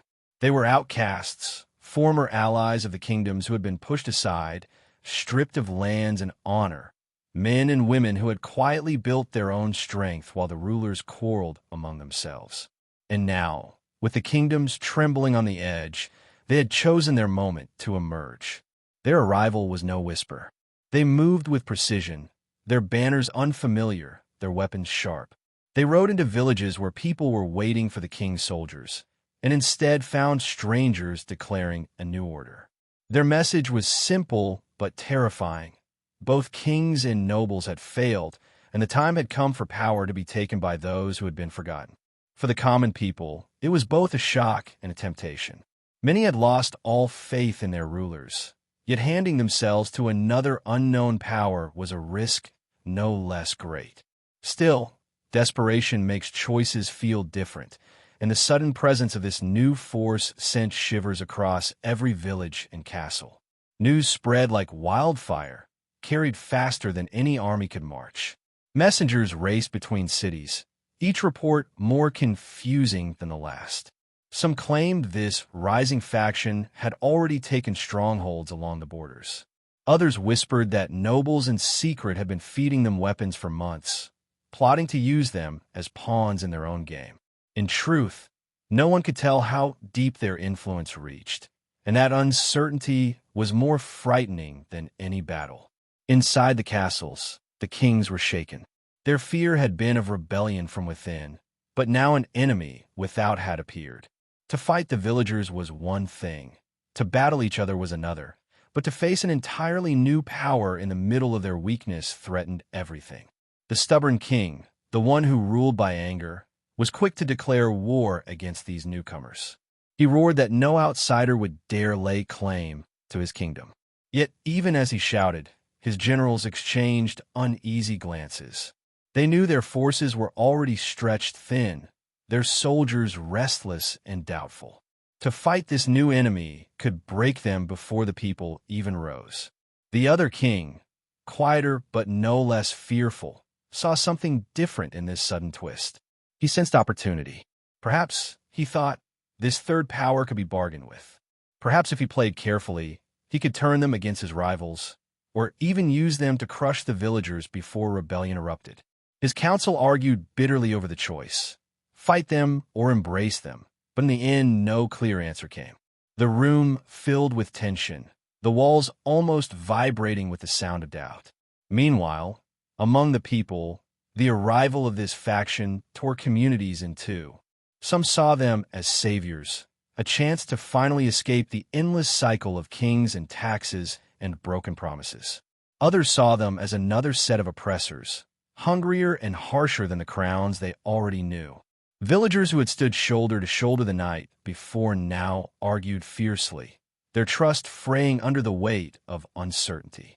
Where there had been unity, division began to grow, and that division was just what the new power hoped to feed upon. The nobles, ever watchful, smelled opportunity. Some secretly reached out to the outsiders, promising gold, land, and influence in exchange for survival if the crown should fall. Others doubled their loyalty to the kings, hoping to be remembered when the smoke cleared. Betrayal rippled silently through the noble courts, every whispered word another knife waiting to be turned. Soldiers, too, were caught in the storm of confusion. Some deserted, believing their loyalty had already been wasted. Others clung to their oaths, though their hearts trembled at the thought of facing an enemy who seemed to appear out of nowhere. There were rumors that even some commanders had switched sides, slipping away in the night to meet with the strangers who promised them freedom from the king's endless commands. By the second day, what had seemed like a simple breaking point between kings and people had grown into something far larger. Now it was a triangle of power, the crowns trying desperately to hold their thrones, the common folk ready to rise in rebellion, and a new force pushing from the outside, eager to claim what neither kings nor peasants could fully defend. The balance was more fragile than ever, and with each hour the chances of peace dissolved further into shadow. And yet, this was not the end of the twist. Beneath all the chaos, something darker stirred, a revelation that shook even the strongest hearts. As the new force spread, they carried with them not just weapons but knowledge. They revealed letters, sealed with the marks of kings, proving that in secret meetings long before the crisis, both crowns had once bargained with them. These strangers had not simply appeared. They had been invited, courted, and used as pawns by the very rulers who now claimed to resist them. The kings had thought themselves clever, playing with shadows to strengthen their power. But shadows do not stay bound. When this truth began to leak into the villages and noble halls, the anger deepened. The people who had once hesitated now burned with fury, realizing that the crowns had deceived them all. Even the nobles who had remained loyal felt the sting of betrayal. Trust shattered further, and the kings, once feared, now looked weaker than ever. It was no longer just a conflict of crowns versus people. It was betrayal revealed, corruption laid bare, and a rising force that knew exactly how to strike at the heart of both kingdoms.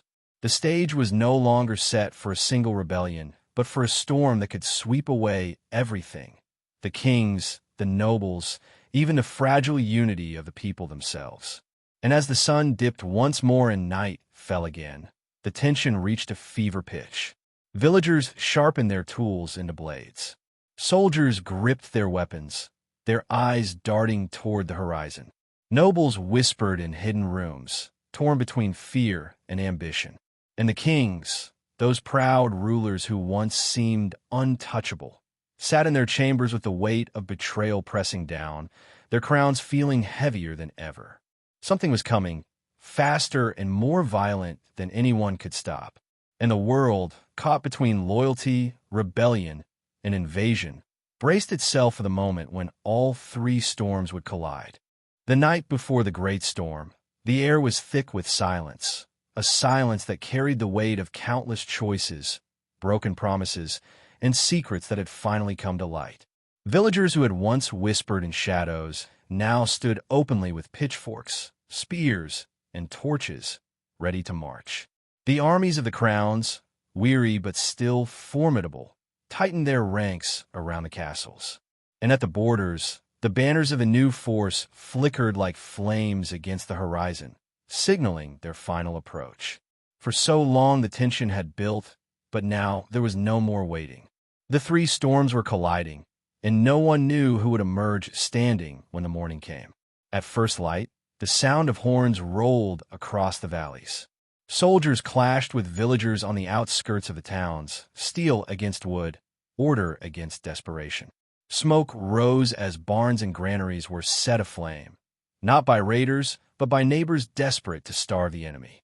The kings sent their generals into the field, their voices sharp with fear, ordering their forces to crush the rebellion before the outsiders arrived. Yet even as they fought their own people, the riders of the new force descended like a shadow upon the battlefield. Their lines were swift and brutal, cutting through soldiers already weakened by the fight. Suddenly, the crown's armies found themselves caught between two fronts, their cries for order drowned in the chaos of betrayal and bloodshed. But the villagers, instead of retreating, saw opportunity. The strangers who had promised liberation struck hard against the king's soldiers, and in that moment, many peasants turned their anger away from the outsiders and onto the crowns. To them, the battlefield was no longer about survival but justice. If both kings had betrayed them, then both crowns would fall. And so what began as rebellion twisted into something larger, a force united not by leadership but by fury. In the heart of the chaos, the stubborn king rode into battle himself. His armor glinted as he shouted that no invader or rebel would take his throne. He swung his sword with a rage that terrified even his own men, cutting down villagers as though they were enemies on foreign soil. Yet the more he fought, the more he revealed his desperation, and his people, once afraid to question him, saw only a tyrant drenched in fear. His soldiers, exhausted and broken, began to falter, their loyalty no match for the tide of rebellion and invasion crashing against them. The other king, the one who had schemed to use the outsiders, watched the carnage from his fortress walls. He believed he still had one chance to survive. As the outsiders pressed deeper into the kingdom, he sent word to their leaders, offering gold, trade, and even land if they would spare his throne. For a moment, it seemed his gamble might work. Their commanders met with his envoys, listening, weighing the promise of wealth. But greed is a fire that cannot be easily contained, and once stoked, it consumes everything in its path. The outsiders had already tasted power, and they no longer needed bargains. By midday, the first king's army was shattered, his banners trampled in the mud. The second king prepared for negotiations that never came. Instead, the outsiders struck his fortress with fury, breaking through walls weakened by years of corruption and neglect. Inside, nobles panicked, scrambling for escape, some even opening hidden gates in hopes of saving themselves. But there was no safety left, and in the midst of all this, an unexpected twist emerged from the chaos. The villagers, who had fought shoulder to shoulder with the outsiders against the crowns, began to realize too late that the strangers had no intention of freeing them. The villages that welcomed them found their food seized, their people conscripted, their voices silenced. The new order that had been promised looked no different than the tyranny they had lived under before. Whispers of betrayal spread once more, this time not against kings, but against the very saviors they had trusted. In one village, an old farmer raised his voice, shouting that they had traded one master for another. His words spread quickly, carried by fear and anger. Soon, rebellion turned again, this time not against crowns, but against outsiders. Villagers who had marched alongside them now turned their blades, striking in desperate defense of their homes. Soldiers who had deserted the king's armies joined them, unwilling to bow to yet another ruler. What had begun as three sides now spiraled into something wilder, a storm of shifting loyalties, where no one was safe and no one truly commanded the field. The stubborn king, broken and bleeding, was dragged from the battlefield by his last few loyal guards. His crown slipped from his head, lost in the mud, and no one bothered to search for it. The second king was captured in his own hall, pleading bargains that no one cared to hear anymore. The nobles, once the invisible hand pulling the strings, found themselves hunted by both rebels and outsiders alike. And yet, even in that collapse of power, no clear victor rose. For in the end, the final twist revealed itself. Power itself was the enemy, not the kings, not the invaders, not even the nobles. Each force that had risen promised something different: security, wealth, freedom, but every one of them had used the people as pawns. And now, with crowns shattered, armies broken, and outsiders overreaching, it was the villagers themselves who stood in the center of the storm, realizing that their fate had never truly rested in the hands of rulers. As night fell again, the battlefield lay covered in smoke and ruin. The outsiders held some ground, but their grip was already slipping as villagers turned against them. The crowns were gone, their lineages shattered in a single day. Nobles fled into the forests, their titles meaningless in a world where peasants no longer bowed. And in the ashes of it all, the people, weary and scarred, faced the one question that mattered most. Without kings, without invaders, without nobles, what would they build next? The story could have ended there, with the collapse of everything known, but history rarely offers clean endings. Somewhere beyond the battlefield, in the shadows of the mountains, rumors began to stir. Whispers of another figure, one who had never sought a crown, but whose influence stretched quietly through both village and noble hall, waiting for the right moment to emerge. A final reminder that even when kings fall and outsiders flee, the struggle for power never truly ends. Would this new voice lead them into a better world, or would it begin the same cycle all over again? That question lingered in the smoke of the battlefield, unanswered, unresolved, haunting the people who had lived through the storm of crowns. The smoke drifted slowly across the fields, clinging to the ruined banners and broken spears. Where only hours before the earth had thundered with marching armies and cries of battle, There was now only the sound of wind through the grass and the quiet moans of the wounded. Villagers wandered among the wreckage, some searching for loved ones, others picking through what little could still be salvaged. For the first time in generations, there were no crowns raised, no nobles giving orders, and no soldiers shouting commands. The world felt both empty and strange, as if a familiar weight had been lifted, but no one yet knew what would replace it. The stubborn king, who had once ruled with an iron hand, did not survive the night. His last loyal men carried his body away, not to a grand tomb, but to a shallow grave dug quickly before fleeing into the wilderness. His legacy was not one of greatness, but of fear, remembered not for his power, but for the way he fell, abandoned by the very people he had sworn to protect. The other king, the one who had tried to play games with shadows, was spared at first, though his throne was gone. The outsiders dragged him from his hall, not as a ruler, but as a prisoner, a reminder of how fragile power truly was when it depended only on deceit. His fate would fade into silence, for he was never again seen by his people. The nobles who had once believed themselves untouchable were scattered. Some were hunted down, others vanished into distant lands, their titles and estates meaningless now. For the peasants, their disappearance was no tragedy. Without the endless demands for rent and tax, many villages felt a strange kind of relief, even amid the ruins.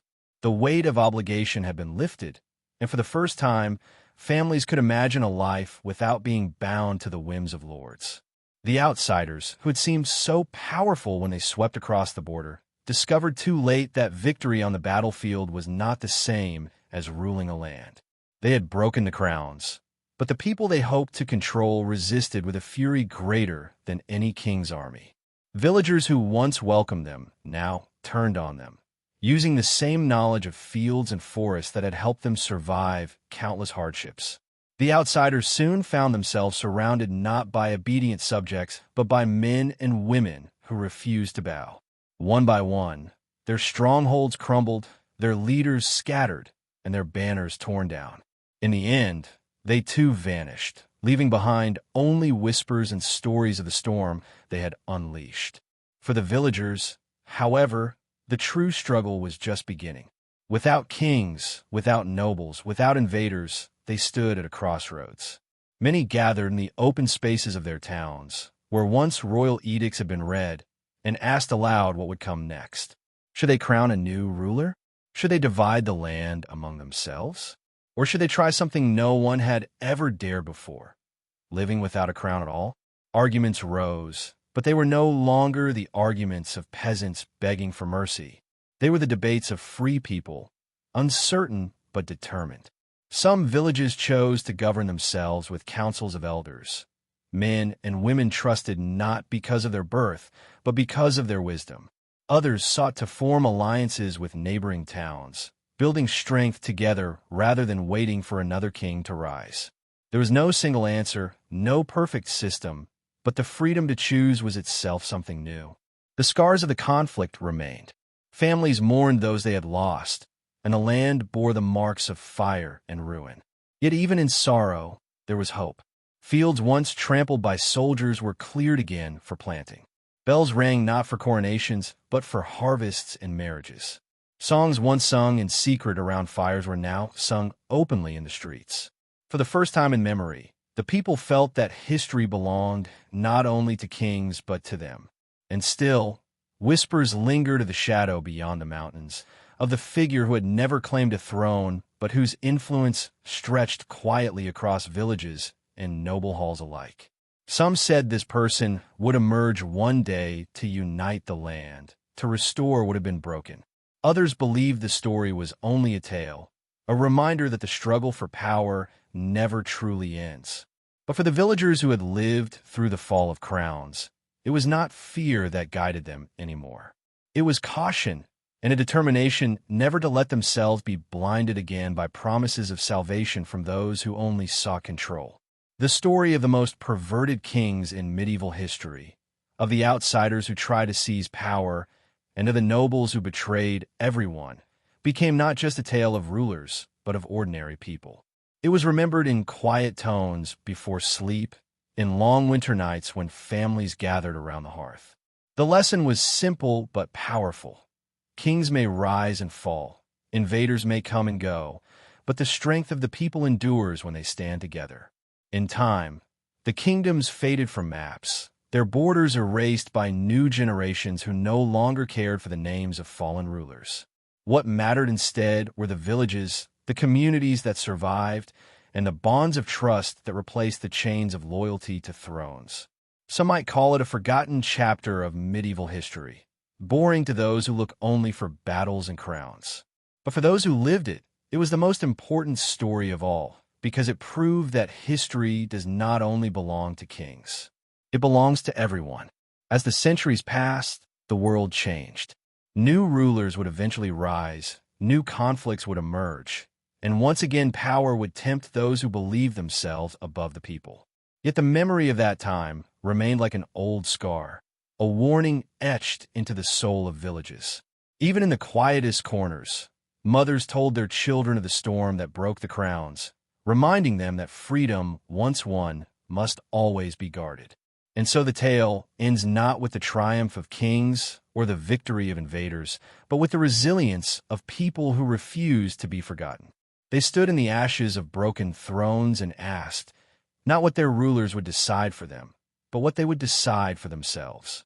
That question, left hanging in the air, was the true legacy of those days, a legacy not of power, but of survival, not of crowns, but of voices finally heard.